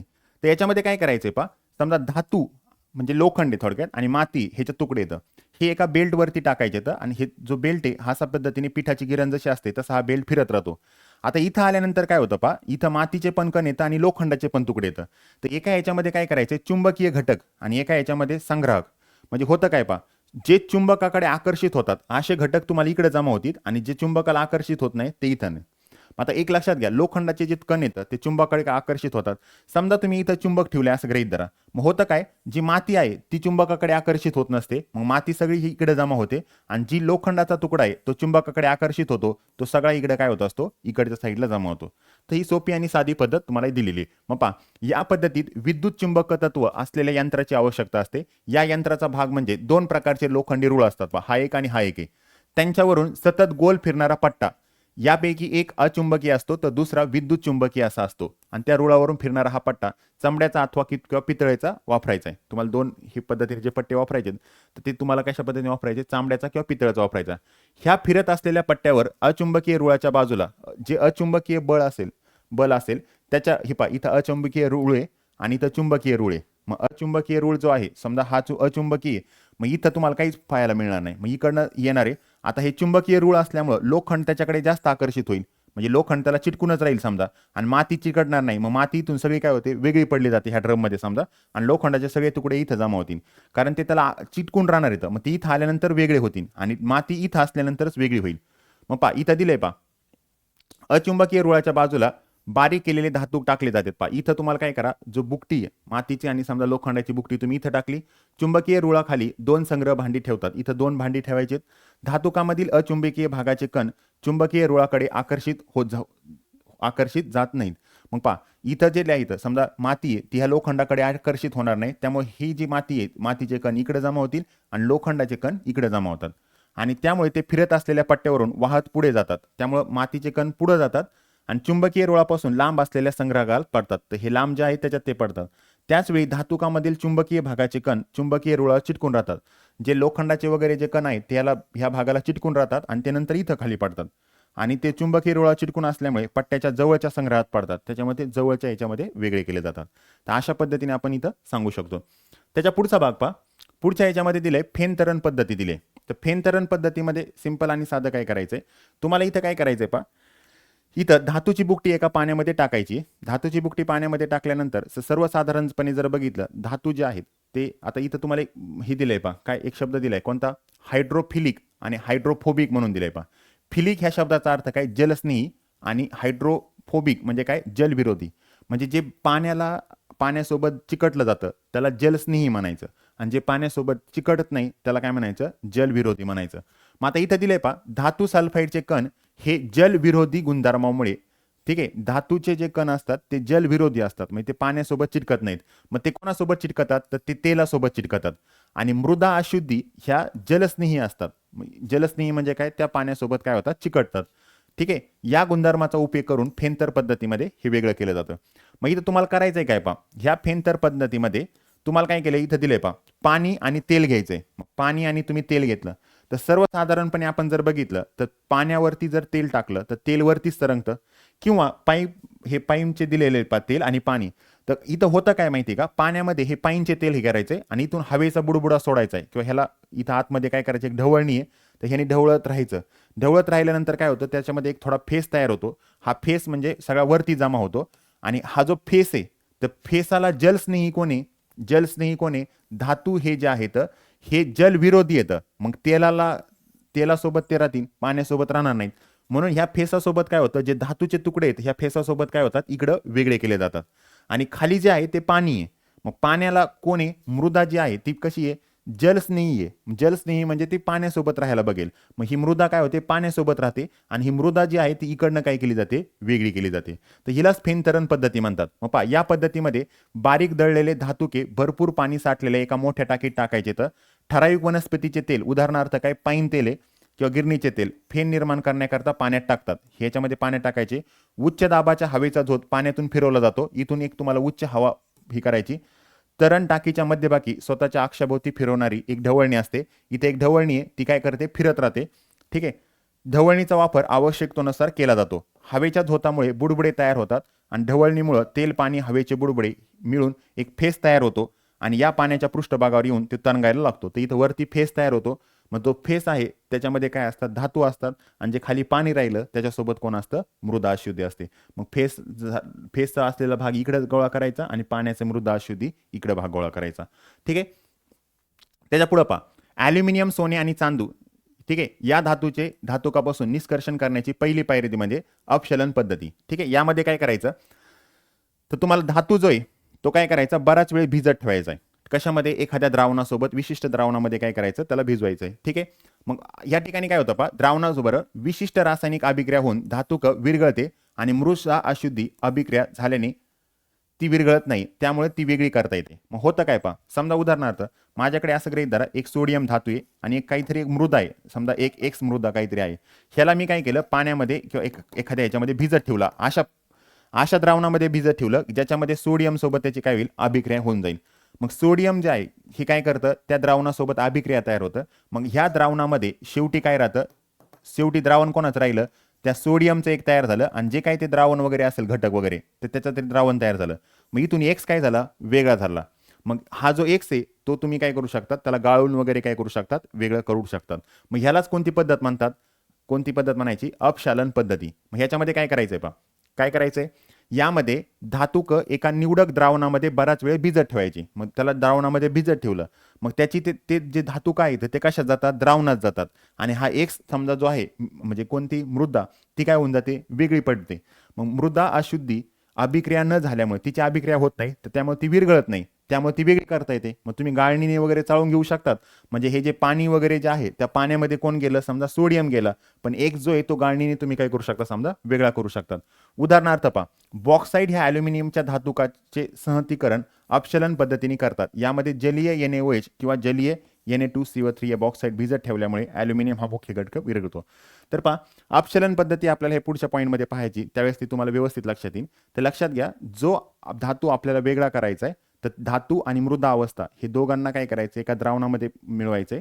द्रावणामध्ये काय होतं, धातू द्रावणासोबत अभिक्रिया करतो, मग त्या द्रावणामध्ये धातू वेगळा होतो आणि जी अशुद्धी आहे मग ती मात्र विरघळत नाही. मग तुम्ही त्याला वेगळं काय करू शकतात, काढू शकतात. ठीक आहे. सो हे याच ठिकाणी दिले पहा, धातूचे निष्कर्षण, मग एक्सट्रॅक्शन ऑफ मेटल. मग आता आपल्याला धातू काय करायचा आहे, वेगळा करायचा आहे. तर त्याच्यामध्ये तुम्हाला पहिले दिले पहा, अभिक्रियाशीलता धातूचे निष्कर्षण. आता एक पहा, आपल्याला पहिले सांगितलं होतं, आपण स्टार्टिंगला सुरुवातीला पाहिलं होतं, पोटॅशियम असतील, सोडियम असतील, हे जास्त अभिक्रियाशीलता येतं. तर तुम्ही आयर्न वगैरे हे जर बघितलं तर हे मध्यम स्वरूपाचे आहेत. आणि सगळ्यात कमी तुम्ही कोण बघितलं होतं, सोने, तांबे वगैरे असं बघितलं होतं. मग इथं आपण दिलेले पहा, अभिक्रियाशीलतेच्या श्रेणीच्या सर्वात वर कोण कोण येतं, ह्या श्रेणीत उतरत्या क्रमाने अभिक्रियाशीलता कमी, वरती खाली येताना कमी होते. उदाहरणार्थ पोटॅशियम, सोडियम, ॲल्युमिनियम हे काय येतं, जास्त अभिक्रियाशील येतं. आणि जास्त अभिक्रियाशील धातूमध्ये बाह्यतम कवचेमधील इलेक्ट्रॉन गमावून ते धन आयन होण्याची क्षमता जास्त असते. आता पहा, सोडियमचा जर विचार केला तर यांच्यामध्ये इलेक्ट्रॉन गमावून ते काय करतात, इलेक्ट्रॉन गमावतात आणि त्याच्यानंतर ते कोणतं आयन तयार करतात, धन आयन तयार करतात. हे आपण अगोदरच पाहिले. जास्त अभिक्रियाशील धातूची विरल आम्रासोबत जोमाने अभिक्रिया होऊन हायड्रोजन वायू बाहेर पडतो, हे पण आपण पाहिलेलं आहे. अति अभिक्रियाशील धातू हे तापमानाला हवेतील ऑक्सिजन सोबत अभिक्रिया होऊन जळतात, हे पण आपण पाहिलेले. ज्यांच्या निष्कर्षणासाठी विद्युत अपघटनाची पदार्थ वापरतात. आता हे तुम्हाला इथं ऑलरेडी दिलेलं आहे पहा. त्यानंतर पहा, सोडियम, कॅल्शियम, मॅग्नेशियम हे धातू विरल क्लोराईडच्या क्षारासोबत ठीक आहे, अपघटन मिळतात. त्यानंतर पहा, प्रक्रियेमध्ये धातू ऋणग्रह जमा होतो. आता पहा, साधा लॉजिक आहे, धातू जो आहे तो ऋणग्रहावर, आता धातूवरती कोणता प्रभार आहे, धन, मग ते ऋणकडे जातात आणि क्लोरीन हा धनग्रहाकडे जमा होतो. ठीक आहे, याची काही गरज नाही. ऋणाग्र अभिक्रिया. आता पहा, समजा सोडियम आहे Na+ असं गृहीत धरा. मग याने काय केलं, एक इलेक्ट्रॉन घेतला, मग एक दिलेला होता तो घेतल्यानंतर ही वजा आणि एक प्लस, म्हणजे इथं तुम्हाला सोडियम तयार होईल. ह्याला आपण शपन असं म्हणतो, इलेक्ट्रॉन घेणे. आणि इलेक्ट्रॉन देणे याला आपण काय म्हणतो, ऑक्सिडीकरण पाहतो. ठीक आहे, आपण जो तिसरा चॅप्टर आहे त्याच्यामध्ये हे पाहिलं होतं. ठीक आहे, याच्यामध्ये एवढं काही जास्त नाही. आता ॲल्युमिनियमचे निकर्षण करायचे आपल्याला, तर हेच पॉईंट फक्त थोडासा जास्त ही आहे. तर पहा, ह्याच्यामध्ये तुम्हाला काय करायचंय, इथे त्यांनी सांगितलंय पहा, ॲल्युमिनियम अभिक्रियाशील धातू असल्यामुळे निसर्गात तो मुक्त अवस्थेत आढळत नाही. तर ॲल्युमिनियम कधीच आपल्याला मुक्त अवस्थेत सापडत नाही. तर ॲल्युमिनियम सोबत कोण असतं पहा, तर ऑक्सिजन आहे, सिलिकॉन आणि ॲल्युमिनियम हे तिसरे मूलद्रव्य आहे जे भागामध्ये मुबलक प्रमाणात आढळते. तर पहा, ह्या पृथ्वीवरती ऑक्सिजन, सिलिकॉन आणि ह्याच्यानंतर सगळ्यात तिसऱ्या क्रमांकाला कोण आहे, ॲल्युमिनियम आहे, जे तुम्हाला पृथ्वीमध्ये मुबलक प्रमाणामध्ये अवेलेबल आहे. मग पृथ्वीमधून तुम्ही काय करू शकता, एखाद्या खाणीमधून वगैरे म्हणा की तुम्हाला मुबलक प्रमाणामध्ये तुम्हाला ते मिळतं. त्यानंतर पहा, ॲल्युमिनियमचे त्याच्या मुख्य धातू बॉक्साईड, पहा ॲल्युमिनियमचा मुख्य बॉक्साईड कोणता आहे पहा, तर इथं लक्षात घ्यायचं Al2O3 आणि त्यासोबत त्यांनी ना NH2O दिलंय, म्हणजे वॉटर इथं 2-3 काय असतील ते त्या पद्धतीने तुम्हाला इथं नंबर दिले. तर हे निष्कर्षण केले जाते. बॉक्साईडमध्ये पहा 30 ते 70% इतके असते. मग कोणत्याही ठिकाणी तुम्ही जो भाग घेतला, समजा तुम्ही एखाद्या खनिजामधून हा एक काहीतरी पार्ट काढला, त्याच्यामध्ये 30 ते 70% हे तुम्हाला ॲल्युमिनियम ऑक्साईड असतं आणि राहिलेल्या याच्यामध्ये ॲल्युमिनियम ऑक्साईड असतं आणि उरलेल्या मृदा अशुद्धी असतात. मग त्याच्यामध्ये वाळू असेल, सिलिका असेल, आयर्न ऑक्साईड असेल, ह्या बनलेल्या असतात. आणि ॲल्युमिनियम निष्कर्षणाच्या 2 पद्धती आहेत. तर आपल्याला ॲल्युमिनियम निष्कर्षणाच्या काय करायच्यात, इथं 2 पद्धती सांगायच्या. तर पहिली पहा, बॉक्साईडच्या ह्या धातुकाचे संयुगीकरण.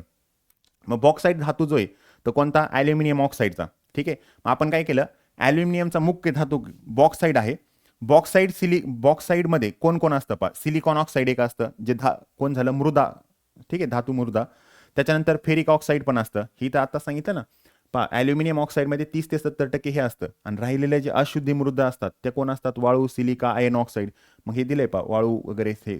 मग पहा, सिलिकॉन ऑक्साईड आहे, फेरिक ऑक्साईड आहे आणि टिटॅनियम ऑक्साईड आहे. हे कोण झाले, मृदा अशुद्धी झाल्या, ज्या कशामध्ये येतात, ॲल्युमिनियम ऑक्साईडमध्ये येतात. आणि त्याच्यात आपल्याला काय करायची, वेगळं करायचंय. या अशुद्धी असतात बिअरच्या पद्धतीमध्ये किंवा हॉलच्या पद्धतीमध्ये. इथं तुम्हाला 2 पद्धती दिल्यात पहा, एक बिअर पद्धत दिली आणि एक हॉलची पद्धती दिली. तर यामध्ये अपशलायन करून अशुद्धी वेगळ्या केल्या जातात. अपशलायन करणे म्हणजे काय, तो जो पदार्थ आहे त्याला एका द्रावणामध्ये काय करायचं, भिजत ठेवायचं आणि मग हा जो धातू आहे त्या द्रावणासोबत अभिक्रिया करून तो द्रावणासोबत जातो आणि बाकीचा जो भाग आहे तो वेगळा होऊन जातो. म्हणजे मृदा अशुद्धी तुम्ही काय करू शकतात, वेगळी करू शकतात. ठीक आहे, ह्यालाच आपण अपशलन म्हटलं होतं. मग पहिले बिअरची अभिक्रिया घ्या. तर बिअरच्या अभिक्रियामध्ये तुम्हाला काय करायचंय पहा, बिअरच्या प्रक्रियेमध्ये सर्वात आधी काय करायचं, धातुक गोलाकार चक्कीतून भरडले जातात. म्हणजे पहिले धातुक काय करायचे, बारीक करून घ्यायचे. त्यानंतर ते सारग्रामध्ये पहा उच्च दाबाखाली 2 ते 8 तास कशामध्ये, कॉस्मिक सोड्याच्या म्हणजे NaOH च्या द्रावणामध्ये 140 ते 150 डिग्री या तापमानावर तापून त्याचे अपशलायन केले जाते. अपशलायन केले जाते म्हणजे काय, त्याला त्या NaOH मध्ये काय करायचं, भिजत ठेवायचं. मग पहा, ॲल्युमिनियम ऑक्साईड आणि 2H2O ह्याला तुम्ही काय केलं, पाण्यासोबत ह्या सोडियम हायड्रॉक्साईड वगैरे जे आहे, कॉस्मिक सोडा वगैरे दिले त्यांनी, NaOH च्या द्रावणासोबत त्यांनी काय केलं, भिजत ठेवलं. हे भिजत ठेवल्यानंतर काय होतं, ह्या सोडियम जो आहे तो काय करतो, यासोबत अभिक्रिया तयार करतो आणि त्याच्यामधून तुम्हाला इथं 3H2O वगैरे तयार होईल. म्हणजे पहा, ॲल्युमिनियम ऑक्साईड हा उभयधर्मी असल्यामुळं सोडियम हायड्रॉक्साईडच्या जलीय द्रावणात तो काय होतो, विरघळतो. मग पहा, हे जे सोडियमचं द्रावण आहे त्याच्यामध्ये हा ॲल्युमिनियम ऑक्साईड काय होतो, पूर्णपणे विरघळतो आणि पाण्यात द्रवणीय असे सोडियम ॲल्युमिनेट तयार होते. मग सोडियम आणि ॲल्युमिनियम हे पाण्यामध्ये तयार होते.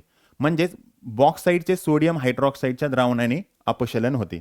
म्हणजे पहा, पहिले जे होतं हे बॉक्साईड आयन होतं, म्हणजे सोडियम आपलं ॲल्युमिनियमचं जे हे होतं त्याचं तुम्हाला कशामध्ये झालं, आता सोडियम आणि ॲल्युमिनियम ह्या दोघांच्या पहा सोडियम ॲल्युमिनेट तयार झालं, हे द्रावण वगैरे काय झालं, तयार झालं. ठीक आहे, हां पुढं काय दिलंय, मृदा अशुद्धीमधील आयर्न ऑक्साईड हे जलीय सोडियम हायड्रॉक्साईडमध्ये विरघळत नाही. मग आता मृदा अवस्थेमध्ये कोण आहे, आयर्न ऑक्साईड आहे, ते काय पाण्यात विरघळलं नाही. मग विरघळलं नाही तर तुम्ही त्याला वेगळं करू शकतात, ते गाळून. मग जसं पहा, चाळणीमध्ये समजा आपण असं गृहीत धरू, चहापत्ती असते ती पूर्णपणे विरघळली नाही, मग तुम्ही चहा गाळून घेताना तुम्ही त्याला काय करू शकतात, वेगळं करू शकतात. मग तसं हे जे आयर्न ऑक्साईड आहे हे त्याच्यामध्ये विरघळलं नाही, मग ते तुम्ही गाळून काय करू शकतात, वेगळे करण्यात येते. परंतु जलियम सोडियम हायड्रॉक्साईड हे मृदा अशुद्धीमधील सिलिका विरघळून पाण्यात द्रवणीय असे सोडियम सिलिकाट तयार होते. त्यानंतर पहा, आता हे जे सोडियम वगैरे जे आहे, ॲल्युमिनियम सिलिकेट वगैरे आहे, हे NaAlO2 ह्याला परत काय करायचे, पाण्यासोबत ह्याची अभिक्रिया करायची. मग हे दिले पहा, सोडियम ॲल्युमिनेट पाण्यात टाकून विरल केले जाते आणि नंतर 50 डिग्री सेल्सिअस पर्यंत त्याला थंड केले जाते. आता आपल्याला ऑलरेडी ह्याचं तापमान एवढं माहित होतं. मग पहिले काय करायचं, त्याला विरल एका ह्याच्यामध्ये काय करायचं, पाण्यात टाकायचं, कोणतं, हे जे तयार झालेले ते, आणि त्याला थंड करून किती तापमान ठेवायचं, 50 डिग्री सेल्सिअस. यामुळे ॲल्युमिनियम हायड्रॉक्साईडचे अवक्षेपण घडून येते. मग NaAl2 वगैरे याची अभिक्रिया तयार होऊन NaOH आणि ह्याच्यामधून ॲल्युमिनियम OH3 हा काय होतो, वेगळा होतो. तर ही जी पद्धत आहे ह्या पद्धतीला काय म्हणायचं, बिअरची पद्धत. मग बिअरच्या पद्धतीमध्ये काय करायचं पहा, जे आपलं बॉक्साईड मिळालं आहे आपल्याला, त्याचे बारीक बुकटी करून त्याला कशामध्ये बुडून ठेवायचं तर कोणत्या द्रावणामध्ये NaOHच्या या द्रावणामध्ये ठेवल्यानंतर हे जे बॉक्साईड आहे ते या द्रावणामध्ये मिक्स होतं आणि त्याच्यापासून तुम्हाला सोडियम ॲल्युमिनेट तयार होतं आणि जे आयर्न ऑक्साईड आहे ते पाण्यात विरघळत नाही, मग त्याला तुम्हाला गाळणीने काय करायचंय, वेगळं करायचंय. हे जे तयार झालेलं आहे त्यावेळेस तापमान जास्त आहे, नंतर ह्यालाच परत दुसऱ्या एका पाण्यामध्ये घ्यायचंय आणि ज्याला तुम्हाला तापमान कितीपर्यंत ठेवायचंय, 50 डिग्रीपर्यंत त्याला थंड करायचं आणि नंतर तुम्हाला इथून काय होतं, ॲल्युमिनियम ऑक्साईड वगैरे जे आहे ते तयार होतं. हे NaOH तुम्ही काय करू शकतात, वेगळं करू शकतात. तर ह्या पद्धतीला तुम्हाला काय म्हणायचं, बिअरची पद्धत म्हणायची. आता दुसरी जी पद्धत आहे ती हॉलची पद्धत आहे. हॉलच्या पद्धतीमध्ये असंच करायचं पहा, हा जो भाग आहे इथपर्यंतचा पार्ट हा वेगळा एक सारखाच करायचा, बुकटी करायची, त्याला द्रावणामध्ये बुजवायचा, नंतर हे गाळून पार्ट वगैरे वेगळा करायचा. ह्याच्या पुढे वेगळं काय दिलंय ते पहा, हॉलच्या धातुकाची बुकटी करून घेतात आणि नंतर जलीय सोडियम कार्बोनेटच्या सारसंग्रहात तापून पाण्यात विद्राव्य असे सोडियम ॲल्युमिनेट तयार होते. हे बरोबर इथपर्यंत. त्यानंतर अविद्राव्य अशुद्धी गाळून त्या गलितस गरम करून तापून कार्बन डायऑक्साईड वायू प्रवाहित करून त्याचे उदासीकरण करण्यात येते. त्याच्यानंतर पहा, अशुद्धीचा भाग काय करायचा, गाळून घ्यायचा. ठीक आहे, आणि जो गाळलेला भाग आहे त्याच्यानंतर त्याची कार्बन डायऑक्साईड, ठीक आहे, कार्बन डायऑक्साईड वायू प्रवाहित करायचा आहे आणि त्याचे उदासीनकरण करण्यात येते. त्यामुळे ॲल्युमिनियम ऑक्साईडचे अवक्षेपण घडून येते. आता हे कसं आहे हे तुम्हाला इथं पुढे अभिक्रियाने कळलं, लक्षात येईल. पहा, Al2H2 होता, त्याला तुम्ही काय केलं, नंतर हे जे तयार झालेलं आहे तर ह्याच्यात तुम्हाला काय करायचं, Na2 वगैरे दिले ना, सोडियम कार्बोनेट वगैरे आहे, ह्याच्यासोबत अभिक्रिया होईल. हे तुम्हाला पहा, हे तयार झालं कोण, सोडियम ॲल्युमिनियम ऑक्साईड. जसं इथली मेथड होती पहा, इथं तुम्ही काय केलं, ह्याला याच्यामध्ये मिक्स केलं, ठीक आहे, ह्याच्यापासून हे तयार झालं आणि हे पाण्यामध्ये, आणि जो पार्ट होता कोणता, आयर्न ऑक्साईड, तो गाळून घेतला. तसं ॲल्युमिनियम ऑक्साईड जे आहे म्हणजे बॉक्साईड जे आहे ते कशामध्ये, इथं NaOH घेतलं होतं ना, तर त्याच्याऐवजी तुम्हाला इथं काय घेतलेलं आहे, सोडियम कार्बोनेट घेतले. तर ह्या दोघांचं काय करायचं, ह्याच्या द्रावणात मिक्स करायचं थोडक्यात. हे केल्यानंतर तुम्हाला हे तयार होईल आणि इथून CO2 आणि वॉटर निघळत झालं. मग आता हे NaAl2 जो आहे, हे इथलचा भाग आहे, त्याला 3H2O म्हणजे परत पाण्यासोबत ही करायचंय, CO2 सोबत अभिक्रिया होऊन नंतर तुम्हाला AlOH3 मिळालं. म्हणजे पहा, इथं पण तुम्हाला ह्यात पहिली एक स्टेप आहे आणि दुसऱ्या स्टेपला तुम्हाला AlOH3 मिळालं आणि इथं पण ह्या पहिल्या स्टेप नंतर ही दुसरी स्टेप अभिक्रिया होते, त्यानंतर तुम्हाला AlOH3 मिळतं. ठीक आहे, मग आता हे AlOH3 आलं. नंतर पहा, दोन्ही प्रक्रियेत मिळालेला AlOH3 चा अवक्षेप गाळून धुवून कोरडा करतात. मग त्याला गाळून घ्यायचं आणि तो कोरडा करायचा आणि नंतर 1000 तापमानाला तापून निस्तापन करून ॲल्युमिनियम मिळवतात. मग आता निस्तापन करणे म्हणजे त्याला गरम करायचं. मग AlOH3 ला गरम केलं तर तुम्हाला AlO2 आणि ह्याच्यातून 3H2O बाहेर पडतो आणि मग तुम्हाला ॲल्युमिनियम ऑक्साईड हा जो भाग आहे तो काय मिळतो, वेगळ्या पद्धतीने मिळतो. ठीक आहे, तर अशा पद्धतीने लक्षात घ्या. काय आहे पहा, बिअरची एक पद्धत आहे आणि एक हॉलची पद्धत आहे. बिअरच्या पद्धतीत आणि हॉलच्या पद्धतीत दोन्ही पण जवळजवळ सारखे येतात. दोन्हीमध्ये बुकटी करायची, त्याला एका द्रावणामध्ये भिजवायचंय. ठीक आहे, त्याला अपशलन पद्धत असं म्हणतो. मग जो द्रावणामध्ये मिक्स झालेला भाग आहे तो गाळून वेगळा करायचा, जो नाही गाळलेला वेगळा झाला, तो जली द्रावणात नाही झाला, तो गाळणीतून वेगळा केला जातो. नंतर इथं सोडियम ॲल्युमिनेट जे तयार झालंय त्याची परत पाण्यासोबत अभिक्रिया करायची, तुम्हाला ॲल्युमिनियम OH3 मिळतं. ह्याला गरम केल्यानंतर तुम्हाला Al2OH इथं मिळतंय, Al2O3 मिळतं. आणि त्याच्यानंतर दुसरी जी पद्धत होती हॉलची पद्धत, ह्याच्यामध्ये पण जलीय द्रावण सॉलिड, इथं फक्त कशासोबत घ्यायचंय, सोडियम कार्बोनेट सोबत घ्यायचंय आणि इथं कोणासोबत आहे, कॉस्मिक सोड्या किंवा NaOH सोबत घ्यायचंय. म्हणजे इथं केलेली जी बुकटी आहे ती NaOH सोबत मिक्स करायची आणि इथं कोणासोबत घ्यायची आहे, सोडियम कार्बोनेट सोबत. मग इथं आपल्याला हॉलच्या पद्धतीमध्ये काय केलं, सोडियम कार्बोनेट सोबत ही बुकटी भिजवायची आहे आणि नंतर मग हे तुम्हाला या पद्धतीने CO2 तर निघून जाईल, ह्या द्रवणीयमध्ये परत तुम्हाला ह्याला पाण्यासोबत, जसं तिथं पाण्यासोबत हे घ्यायचं आहे CO2 वगैरे, आणि हे तुम्हाला या पद्धतीने मिळणार आहे. तर ठीक आहे, एक 2-3 स्टेपमध्येच ते तुम्हाला नंतर लक्षात होऊन जाईल. अशा पद्धतीने बिअरची पद्धत आणि हॉलची पद्धत आहे. त्याच्यानंतर नेक्स्ट पाहता, ॲल्युमिनियमचे विद्युत अपघटी शपन. आता ॲल्युमिनियमचं आपल्याला काय करायचं, विद्युत अपघटी शपन करायचं. त्याच्यामध्ये काय करायचं, ॲल्युमिनियम पूर्ण जे आहे ह्याच्यामध्ये टाकून द्यायचं, ॲल्युमिनियम ऑक्साईड. ठीक आहे, आणि इथं काय केले, एक धनग्रह म्हणजे धन साईडला काय केलेत, ग्राफाईटचे रॉड जे येतं ते धनला जोडलेत आणि एक बाजू जी ऋण आहे, ऋण पार्ट जे आहे तो इकडं असा जोडलेला आहे. पहा, हा खाली जो दिसतोय हा सगळा काय ऋण भाग आहे. ठीक आहे, आणि धन भाग इथे आहे. मग आता ॲल्युमिनियम आणि ऑक्सिजनमध्ये जर बघितलं, ॲल्युमिनियम आणि ऑक्सिजन आयनच्या फॉर्ममध्ये बघितलं तर इथं ॲल्युमिनियम Al3 आहे आणि ऑक्सिजन 2- आहे.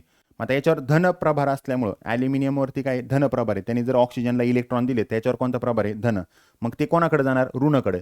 म्हणजे याच्यामधला जो ॲल्युमिनियम आहे, ॲल्युमिनियम आणि ऑक्सिजन आहे ना, Al2O3, त्याच्यामधून आपल्याला ॲल्युमिनियम आणि ऑक्सिजन वेगळे करायचे. तर मग Al3, मग ॲल्युमिनियमवर धन प्रभार असल्यामुळं ॲल्युमिनियम सगळे काय होतात, ऋणकडे जातात ह्या, आणि मग इकून तुम्हाला ॲल्युमिनियम वेगळा केला जातो आणि जो ऑक्सिजन आहे तो कुठं जमा होतो ह्याच्यावरती, ह्या रॉडवरती. मग ग्राफाईट आहे ना, ग्राफाईट म्हणजे कार्बन आणि इथं आलेला ऑक्सिजन, मग हे CO2 तयार होऊन ते काय होतात, वेगळे होतात. मग अशा पद्धतीने तुम्हाला ॲल्युमिनियमचे निकर्षण करायचे. कशामधून? EL2O3 मधून आपल्याला ॲल्युमिनियम वेगळा करायचा आहे. मग हे दिले पहा. या पद्धतीमध्ये ॲल्युमिनियमच्या वितळलेल्या मिश्रणाचे मग साधारणतः तापमान किती घ्यायचे? 2000 डिग्री सेल्सिअसपेक्षा जास्त. ह्या स्टीलच्या टाकीमध्ये विद्युत अपघटन केले जातं. ते एका स्टीलच्या टाकीमध्ये त्याला टाकायचे. या टाकीच्या आतील बाजूला ग्राफाईटचे अस्तर असते. मग हे आतील जो भाग आहे त्याला ग्राफाईटचे अस्तर आहे. जे कोणतं त्याच्यावर हे असतो भाग ऋण असतो 4. हे ऋण ग्रहाचे काम करतात. वितळलेल्या विद्युत अपघटनी पदार्थात बुडवलेले कार्बाईनच्या कांड्याचे संच धनाग्र म्हणून काम करतात. ह्याच्यामध्ये हे ग्राफाईटचे जे रॉड आहेत ते धन बाजूला जोडलेले असतात, म्हणून ते धनाग्र म्हणून काम करतात. द्रावणात 1000 डिग्री सेल्सिअस पर्यंत कमी करण्यासाठी मिश्रणामध्ये हे तापमान जे 2000 आहे त्याला 1000 करण्यासाठी या मिश्रणामध्ये क्रायोलाइट म्हणजे Na3AlF6 दिले आणि किंवा फ्लोरोस्पर CaF2 हे मिसळले जाते. त्यानंतर पहा, विद्युत प्रवाह जाऊ दिल्यानंतर आता इथून विद्युत धारा वाहून द्यायची. मग हा इकडे धनप्रभार आहे आणि ऋणप्रभार. इकडनं आपण बॅटरी जोडलेली आहे. मग धनप्रभाराकडून इकडनं करंट येईल विद्युत धारा आणि ते अशा पद्धतीने. हां, विद्युत प्रवाह जाऊ दिल्यानंतर ऋणाग्र ॲल्युमिनियम जमा होते. मग आता पहा, ॲल्युमिनियम Al3+ आहे तर ते कोणावर जमा होणे? ऋणवरती. आणि ऑक्सिजन जे आहे ते कोणावरती जमा होतात? धनवरती. वितळलेले ॲल्युमिनियम विद्युत अपघटनापेक्षा जास्त टाकीच्या तळाशी जमा होते. पहा, हे जे ॲल्युमिनियम आहे ऑक्सिजनपेक्षा जास्त वजन आहे. जास्त वजन असल्यामुळे ते कुठं जमा होतील? तळाला जमा आल्यामुळे ॲल्युमिनियम तुम्ही इकडनं काय करू शकतात? वेगळा करू शकतात. आणि ऑक्सिजन वायू धनाशी मुक्त होतो. मग ऑक्सिजन जो वायू आहे तो धन प्रभारापाशी येतो आणि तो तिथं मुक्त होतो. मग पहा, 2 ऑक्सिजन येतं तर 2 ऑक्सिजन काय करतात? पहा, एका ऑक्सिजनने किती इलेक्ट्रॉन घेतले? 2, कारण एक ऑक्टेट कंप्लीट करण्यासाठी.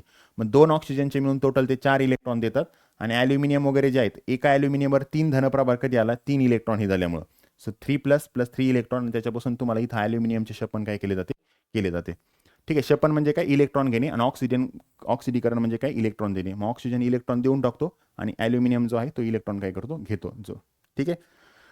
तर या पद्धतीने तुम्हाला हे सांगता येईल. त्याच्यानंतर पहा, जर मध्यम अभिक्रियाशीलता धातूचे निकर्षण, तर ह्याच्यामध्ये सोपं आहे. पहा, मध्यम अभिक्रियाशीलतेला तुम्हाला डायरेक्टली काय करायचं आहे? त्याला भाजायचं, म्हणजे रोस्टिंग करायचं आहे. आणि पहा, इथं दिले अतिरिक्त हवेमध्ये तीव्रपणे तापून ऑक्साईडचे रूपांतर केले जाते आणि धातू मर्यादित हवेत तीव्रपणे तापून रूपांतरित करतात. ह्या प्रक्रियेसच निस्तापन असं म्हणतात. तर तुम्हाला इथं काही जास्त दिलं नाही. पहा, भाजणे आणि निस्तापन करणे. पहा, जर समजा तुम्हाला ZnSOA3O2 इथं दिले. पहा, जर समजा इथं तुम्हाला काय सांगितलंय, धातू सल्फाईड किंवा कार्बोनाईटपेक्षा त्यांच्या ऑक्साईडपासून धातू मिळवणे खूप सोपे. ॲल्युमिनियम ऑक्साईडपेक्षा मध्यम स्वरूपाचे जे असतात अभिक्रियाशील त्यांच्यापासून जर तुम्हाला धातू मिळवायचा असेल तर ती पद्धत खूप सोपी आहे.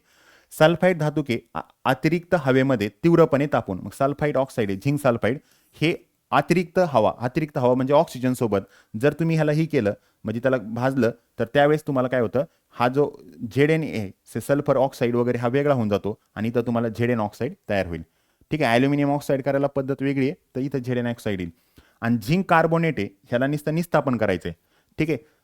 तर पहा, कार्बोनेट धातुके मर्यादित हवेत तीव्रपणे तापून, आता मर्यादित हवा म्हणजे इथं जास्त हवा नाही घ्यायची, मग इथं ऑक्सिजन नाहीये, मर्यादित हवेतच जर ह्याला तुम्ही हे केलं तर त्याला तुम्ही काय म्हणतात? निस्तापन म्हणतात. मग ZnCO2 पासून तुम्हाला ZnO आणि CO2 काय होतो? वेगळा होतो. कधी? जर मध्यम अभिक्रियाशील धातू. मध्यम अभिक्रियाशील काय? पहा, आपण जास्त अभिक्रियाशील त्या सारणीमध्ये बघितलं होतं. सोडियम, पोटॅशियम, ॲल्युमिनियम वगैरे हे जास्त अभिक्रियाशील येतं आणि झिंक वगैरे हे जे येतं ते मध्यम येतं. त्याच्या पुढं पाहता ह्याच्यामध्ये अजून काय दिलंय? पहा, यानंतर पहा, मिळालेल्या झिंक ऑक्साईडचे कार्बन सारख्या योग्य शपनाचा वापर करून झिंक कमी होतात. मग पहा, ZnO आणि कार्बन आहे त्याच्यापासून कार्बन मोनॉक्साईड जो आहे तो वेगळा होतो आणि Zn जो आहे तो तुम्हाला हे होईल, म्हणजे कार्बन जास्त अभिक्रिया असल्यामुळे तो Zn ची जागा घेईन थोडक्यात आणि CO वेगळा होतो. मग अशा पद्धतीने तुम्ही Zn किंवा झिंक वगैरे काय करू शकतात? मिळवू शकतात. म्हणजे पहा, धातूच्या ऑक्सिडाईजचे शपन धातू मिळवण्यासाठी कार्बन व्यतिरिक्त सोडियम, कॅल्शियम, ॲल्युमिनियम यासारख्या अभिक्रियाशील धातूचा शपन म्हणून पण वापर करतात, कारण हे धातू मध्यम अभिक्रियाशील धातूला असतात. मग जर तुम्हाला झिंक वगैरे वेगळा करायचा असेल तर तुम्ही इथं दुसरा ॲल्युमिनियम वगैरे असं पण वापरू शकता, असं काही नाही.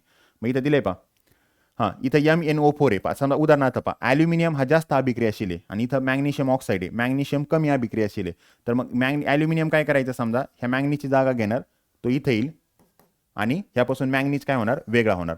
मग तुम्हाला हे सांगितलं होतं इथं की जर समजा तुम्हाला काय करायचंय, सोडियम, कॅल्शियम, ॲल्युमिनियम ह्या धातूचा पण तुम्ही काय करू शकता? शपन म्हणून काय करू शकतात? वापर करू शकतात. त्यानंतर पहा, वरील अभिक्रियामध्ये ज्यांचे ऑक्सिडीकरण किंवा शपन झाले असे पदार्थ ओळखा. ठीक आहे. वरील अभिक्रियामध्ये दरम्यान उष्णता वगैरे ही जास्त प्रमाणात असते, धातू वितळलेल्या स्थितीत तयार होतात. पहा इथं उष्णता जी बाहेर पडते ती इतकी जास्त असते की तुम्हाला ते वितळलेल्या अवस्थेमध्ये भेटतात. त्याच्यानंतर इथं अजून पण दिले पहा, इथं दिलेलं आहे पहा ॲल्युमिनियम, पहा आयर्न ऑक्साईड आणि ॲल्युमिनियम. पहा ॲल्युमिनियम काय करणार, ह्या आयनची जागा घेणार. ठीक आहे, हे Al2O3 तयार होणार आणि याच्यापासून तुम्हाला फेरस काय होतो, वेगळा होतो. म्हणजे पहा जर समजा तुम्हाला एखाद्या ठिकाणी काय करायचं, फेरस असेल किंवा मॅंगनीज ऑक्साईड वगैरे असेल, याच्यापासून ह्यांना जर वेगळं करायचं असेल, मॅंगनीज किंवा फेरस वेगळं करायचं असेल, तर तिथं तुम्ही ॲल्युमिनियम वापरू शकता. तर ॲल्युमिनियम त्याची जागा घेईन, इथं पण ॲल्युमिनियम फेरसची जागा घेईन आणि त्याच्यापासून तुम्हाला काय होईल, फेरस म्हणा किंवा मॅंगनीज म्हणा, हे तुम्ही काय करू शकता, वेगळे करू शकता. हां, पुढं काय दिलंय, कमी अभिक्रियाशील धातूचे निकर्षण. तर कमी अभिक्रियाशील धातूचं काही नाही, तुम्ही डायरेक्टली इथं तुम्हाला दिलेलं आहे पहा, कोण कमी अभिक्रियाशील कोण आहे, सोने, चांदी, प्लॅटिनियम हे मुक्त अवस्थेतील तांब्याचे साठे फारसे उरलेले नाहीत. आता तांब्याचे प्रामुख्याने Cu2S ह्या स्वरूपात आढळते. Cu2S धातुकाला केवळ हवेत उष्णता दिल्यास तांबे मिळवता येतात. तर तुम्हाला काय करायचंय, Cu2S आहे, फक्त याला काय करायचं, हवेत उष्णता द्यायची ऑक्सिजन सोबत. मग तुम्हाला इथं CO2O तयार होतं आणि हे CO2O आणि परत हे CO2S ह्यांची अभिक्रिया होऊन तुम्हाला कॉपर म्हणजे तांबे काय करता येतात, वेगळे मिळतात. ठीक आहे. त्याच्यानंतर धातूचे शुद्धीकरण. धातू हे आपल्याला माहिती आहे शुद्ध नसतात, मग त्यांना आपण शुद्धीकरणाच्या ऑलरेडी आपण विद्युत अपघटन वगैरे या पद्धती पाहिलेल्या आहेत. त्याच्यापासून तुम्ही धातू काय करू शकतात, शुद्धीकरण करू शकतात. हां, त्याच्या पुढं पाहता धातूंचे शरण वगैरे आपण पाहिलेलं आहे. पहा आपल्याला माहिती लोखंड जो आहे तो धातू असतो प्युअर, पण त्याच्या हवेसोबत संपर्क आला तर त्याच्यावरती गंज चढतो. हे आपण तिसऱ्या चॅप्टरमध्येच बघितलेले आहे आणि त्यालाच आपण काय म्हटले, कोरोजन म्हटलेले किंवा धातूचे शरण असं म्हटलंय. तर लक्षात घ्या, तुम्हाला इथं हे ऑलरेडी दिलेलं आहे. पहा काय, पहा लोखंडाचे हवेसोबत अभिक्रिया झाली तर आपल्याला हे तिसऱ्या चॅप्टरमध्ये दिले आहे. पहा Fe2O3 आणि H2O. तर पाण्यासोबत अभिक्रिया झाल्यानंतर एक तांबूस रंगाचा थर जमा होतो, या पदार्थात गंज असं म्हणतात. मग पहा लोखंड गंजल्यानंतर असा तांबूस कलर दिसतो. ठीक आहे. तसंच जर तुम्ही तांब्याचा विचार केला, मग तांब्याचा जर विचार केला, ठीक आहे, तर हे काळे केलेले भांडे वगैरे दिसतात. तांब्याचा हिरवा कलर होत असतो.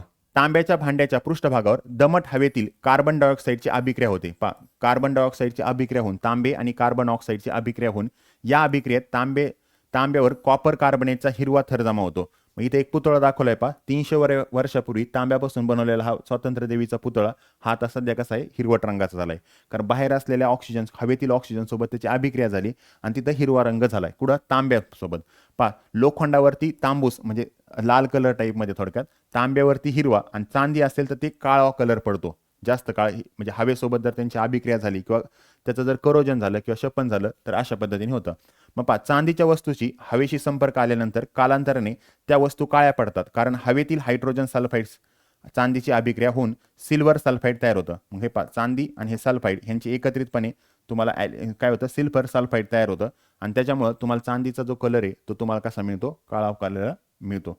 ॲल्युमिनियमचे ऑक्सिडीकरण होऊन त्याच्यावर ॲल्युमिनियम ऑक्साईडचा पातळ थर तयार मिळतो. ॲल्युमिनियमचं पण काय होतं असतं, ऑक्सिडीकरण होऊन त्याच्यावरती ॲल्युमिनियम ऑक्साईडचा काय होतो, पातळ थर तयार होतो. मग त्याला पण आपण काय म्हणू शकतो, शपन असं म्हणू शकतो. आता हे निवारायचं आहे आपल्याला. तर हे निवारण्याच्या काय केल्या, तुम्हाला काही पद्धती सांगितल्या. आता तर त्याच्यामध्ये पहिली पद्धत कोणती आहे पहा, जस्त विलेपन. जस्त विलेपन म्हणजे काय, जास्ताचं विलेपन करायचं. म्हणजे समजा पहा हा लोखंडाचा भाग आहे, तर याच्यावरती काय करायचं, जास्ताची कोटिंग केली. म्हणजे वरची लेअर कोणाची लावली, जास्ताची. मग आता होतं काय पहा, जस्त जे आहे ते हवेच्या पहिले संपर्कात येईल. मग पहिले काय होतं, जास्ताचं शपन होतं. त्याच्यामुळे आपल्याला हे जे लोखंड आहे हे काय केलं जातं, प्रोटेक्ट केलं जातं. मग ज्या तुम्ही टाचण्या वगैरे पाहिल्या असेल, पिना वगैरे, तर त्या पिनावरती वरती जी आहे ती जास्ताची लेअर लावलेली असते. त्यामुळे पिना लवकर काय होत नाहीत, गंजत नाहीत. मग या पद्धतीलाच काय म्हणतात, गॅल्वनायझिंग. म्हणजे पहा या पद्धतीत लोखंड असेल किंवा पोलादाचे शरण रोखण्यासाठी त्यावर कोणाचा थर जोडायचा, जास्ताचा पातळ थर देतात. उदाहरणार्थ चकाकणारे लोखंडी खिळे असतील किंवा तासणे असतील, या पद्धतीत जास्त लोखंडापेक्षा जास्त विद्युत धन आहे, त्यामुळे त्याचे शरण आधी होते. वरती जास्त आहे त्याचं शरण अगोदर होतं, कारण तो विद्युत धन जास्त आहे. आणि काही पावसाळ्याच्या कालावधीनंतर जास्ताचा थर पण नंतर, आणि जर हा थर पण निघून गेला तर आतील लोखंड उघडे पडते. यावेळी लोखंड गंजण्यास सुरुवात होते. मग नंतर मात्र लोखंड काय होईल, गंजण्यास सुरुवात होईल. त्याच्यानंतर पुढची पद्धत दिली पहा. पुढच्या पद्धतीमध्ये काय केले, कथिलीकरण दिले. आता कथिलीकरण कोणासाठी वापरतात, तांबे आणि पितळीसाठी. मग तुम्हाला काय करतात, जे कथिल हे धातू आहे, कले, ठीक आहे, तुम्हाला काय करायचं, तांबे किंवा पितळ्याच्या याच्यावर ना कथिल याचा थर देवायचा आहे. ठीक आहे, आणि यालाच कलही असे पण म्हणतात. या भांड्यावरती मग समजा आपण असं काही धरू, तांब्याचं भांड आहे, त्याच्यावरती हे कथिलचा तुम्ही काय केलंय, लेअर दिला, थर. मग त्याच्यामुळे काय होतं, भांड्यावर शरणामुळे हिरवट रंगाचा थर जमा होतो आणि आणि हा हिरवट रंगाचा थर विषारी असतो. अशा भांड्यामध्ये ताक किंवा कढी किंवा आमटी ठेवल्यास ते कळवते. हे सर्व टाकण्यासाठी कथिलीकरण केले जाते. मग वरतून कथिलीकरण जर केलं असेल तर त्याची काय होईल, समजा तुम्ही त्यात दही वगैरे ठेवलं पितळ्याच्या भांड्यात तर त्याची त्याच्यासोबत रासायनिक अभिक्रिया तयार होते. पण मग ह्या कथलीमुळे काय होतं, हे याच्या समजा दही इथं ठेवलेलं आहे तर हे याच्या संपर्कामध्ये येत नाही, त्याच्यामुळे ते मी त्याला प्रोटेक्ट करू शकतो थोडक्यात. ठीक आहे. हां, धनिग्रहण ॲनोडायझेशन. तर ॲनोडायझेशन म्हणजे काय करायचं पहा, तर तुम्हाला काय करायचं, जो काही लोखंडाचा थर वगैरे असेल किंवा धातू असेल तो धनग्रह भागाला जोडायचा. म्हणजे आपण जी बॅटरी जोडणार आहे ना तो धनग्रह म्हणून भाग जोडा करायचा. आणि मग इथं काय करायचं, सल्फ्युरिक आम्ल वगैरे ऋणग्रह भाग आहे ना, त्याच्यामध्ये ऑक्साईड वगैरे जे आहे तर ते काय होतात, त्याच्यावर ऋणप्रभार जे आहे ते त्या धनवरती काय होतो, जमा होतो आणि त्याच्यामुळे काय होते, त्याच्यावरती एक लेअर तयार होते. मग ती लेअर त्याला काय करते, थोडक्यात प्रोटेक्ट करते. मग पहा या पद्धतीत तांबे, ॲल्युमिनियम या धातूंवर विद्युत अपघटनाद्वारे त्याच्यावर ऑक्साईडचा काय करायचा, एक पातळ थर लावायचा. आपण आत्ताच पाहिलं होतं ॲल्युमिनियमवरती तुम्ही ऑक्साईडचा एक पातळ थर लावू शकतात. यासाठी तांबे किंवा ॲल्युमिनियमची वस्तू धनग्रह म्हणून वापरतात. म्हणजे तांबे असेल, ॲल्युमिनियम ह्याला धनग्रह म्हणून वापरा. हा ऑक्साईडचा लेप पृष्ठभागावर सर्वत्र एकसारखा असल्यामुळे धातूचे शरण रोखण्यासाठी उपयोगी पडतो. तर याच्यावर ऑक्साईडचा काय होतो, एक थर जमा होतो. ठीक आहे. मग जेव्हा ॲल्युमिनियमचे धनाग्रहण करतात तेव्हा त्यावर तयार झालेल्या ॲल्युमिनियम ऑक्साईडच्या पातळ थरामुळे त्याच्या खालील ॲल्युमिनियमच्या ऑक्सिजन किंवा पाणी याच्याशी संपर्क रोखला जातो. यामुळे पुढील ऑक्सिडीकरण रोखले जाते. मग त्याच्यामुळे काय होतं, समजा याच्यावरती लेअर जमा झाला तर ते पाण्यासोबत त्याची रासायनिक अभिक्रिया होणार नाही. मग त्याच्यामुळे ते शपन काय केलं जातं, रोखले जातं. त्याच्यानंतर पहा विद्युत विलेपन. विद्युत विलेपनमध्ये पण काही नाही पहा. या पद्धतीमध्ये अपघटनाद्वारे कमी अभिक्रियाशील धातूचा जास्त अभिक्रियाशील धातूवर थर देण्यात येतो. मग चांदी विलेपित चमचे असेल, सोने विलेपित ही असेल. मग पहा समजा आपण असं गृहीत धरू शकतो हे जास्त अभिक्रियाशील आहे, मग ह्याची अभिक्रिया जास्त होते. मग याच्यावर काय करायचं, असं लेअर द्यायचा की ज्याची अभिक्रिया काय आहे, कमी आहे. मग अभिक्रिया कमी असल्यामुळे काय होईल, ह्याचा पाण्यासोबत जरी संपर्क आला तर ह्याची अभिक्रियाचा दर कमी असल्यामुळे हा लेअर काही लवकर खराब होणार नाही आणि त्याच्या आतमध्ये हा कमी अभिक्रियाशीलवाला आहे, जास्त अभिक्रियाशीलवाला आहे. म्हणून त्यांनी काय सांगितलं, सगळ्यात कमी अभिक्रियाशील कोण आहे, चांदी आहे किंवा सोने आहे. मग तुम्ही एखाद्या याला काय केलं, सोन्याची किंवा चांदीची जर लेअर लावली तर त्यावेळेस काय होईल, त्याच्यावर लवकर गंज चढणार नाही. आता तुम्ही पाहिलंय पहा, सोने जे आहे हे कधी तुम्हाला गंजलेलं दिसत नाही. त्याचं कारण का, कारण ते सगळ्यात कमी अभिक्रियाशील आहे. ठीक आहे. मग त्याच्यामुळे त्याची काय करू शकतो तुम्ही, एखाद्या याच्यावर जर लेअर लावली तर लेअर लावल्यामुळे काय होईल, हे आतला जो भाग आहे तो काय राहील, प्रोटेक्ट राहील. आणि समिश्र म्हणजे अलोईंग. समिश्रमध्ये काय करायचं, दोन वेगवेगळ्या धातूचं मिश्रण घ्यायचं. मग त्याच्यामुळे काय होतं, ते लवकर त्याच्यावरती ते खराब होत नाही किंवा गंज चढत नाही. मग आता हे विविध नाणी जे असतात ते त्यांचं मिक्सचरच असतं थोडक्यात. मग सध्या वापरत असलेल्या बहुसंख्य धातुरूप पदार्थ हे संमिश्र स्वरूपात असतात. यामध्ये महत्त्वाचा हेतू हेच आहे की धातूचे शरण पावण्याची क्षमता काय होते, तीव्र होते. मग शरण होत नाही, गंज चढत नाही थोडक्यात. एका धातूमध्ये ठराविक प्रमाणात इतर धातू किंवा अधातू मिसळून होणाऱ्या एक जिन्सी मिश्रणास समिश्र असं म्हणतात. मग एका ठराविक प्रमाणात काय करायचं, दोन वेगवेगळे धातू मिक्स करायचे किंवा त्यापेक्षा जास्त. मग उदाहरण दिलंय पहा, ब्रांझ हे 90% तांबे व 10% कथील यापासून तयार केले जाते. ब्रांझचे पुतळे ठीक आहे उन्हा पावसातही चांगले राहतात. हवा पाण्याने डाग न पडणारे गंजणारे स्टील, हे स्टील जे आहे ते 74% त्यात लोखंड असतं, 18% क्रोमियम असतं आणि 8% काय असतं, कार्बन असतं. यापासून तयार केले जाते. याचप्रमाणे आजकाल नाणी बनवण्यासाठी विशिष्ट प्रकारची संमिश्र तयार केली जातात. तर अशा पद्धतीने वेगवेगळे नाणे बनवण्यासाठी पण काय केलं जातं, वेगवेगळे धातू काय करायचे, विशिष्ट प्रमाणात घ्यायचे, जेणेकरून त्यांच्यामुळे काय होतं, जे नवीन धातू तयार होईल त्याच्यावरती कुठल्या प्रकारचा जास्त गंज वगैरे काय चढत नाही. ठीक आहे. तर अशा पद्धतीने हा जो धातुविज्ञान जो चॅप्टर आहे तो आपण या ठिकाणी पाहिलेला आहे. ठीक आहे. तर पहा यामध्ये आपण पहिल्यांदा काय पाहिलं होतं पहा, धातू अधातूमधील फरक लक्षात घ्या. त्याच्यानंतर धातूच्या अधातूच्या विविध अभिक्रिया होत्या. त्याच्यानंतर आपल्याला धातू जे आहे आणि ती मृदा अशुद्धी आहे हे वेगळे करण्याच्या काही पद्धती पाहिल्या होत्या. ॲल्युमिनियम जे आहे तर त्याचं पण वेगळे करण्याच्या पद्धती पाहिल्या होत्या. कमी अभिक्रियाशील असेल, जास्त अभिक्रियाशील असेल त्याचं पण पाहिलं होतं. आणि शेवटी हे शपन वगैरे रोखण्यासाठी तुम्ही कोणत्या पद्धती वापरल्या जाऊ शकतात ह्याच्याबद्दल आपण पाहिलं आहे. ठीक आहे. तर अशा पद्धतीने आपण हा चॅप्टर काय केलं आहे, या एकाच लेक्चरमध्ये हा कंप्लीट केलेला आहे. बाकीचं जे आहे ते आपण नेक्स्ट लेक्चरमध्ये पाहू. Okay, thank you.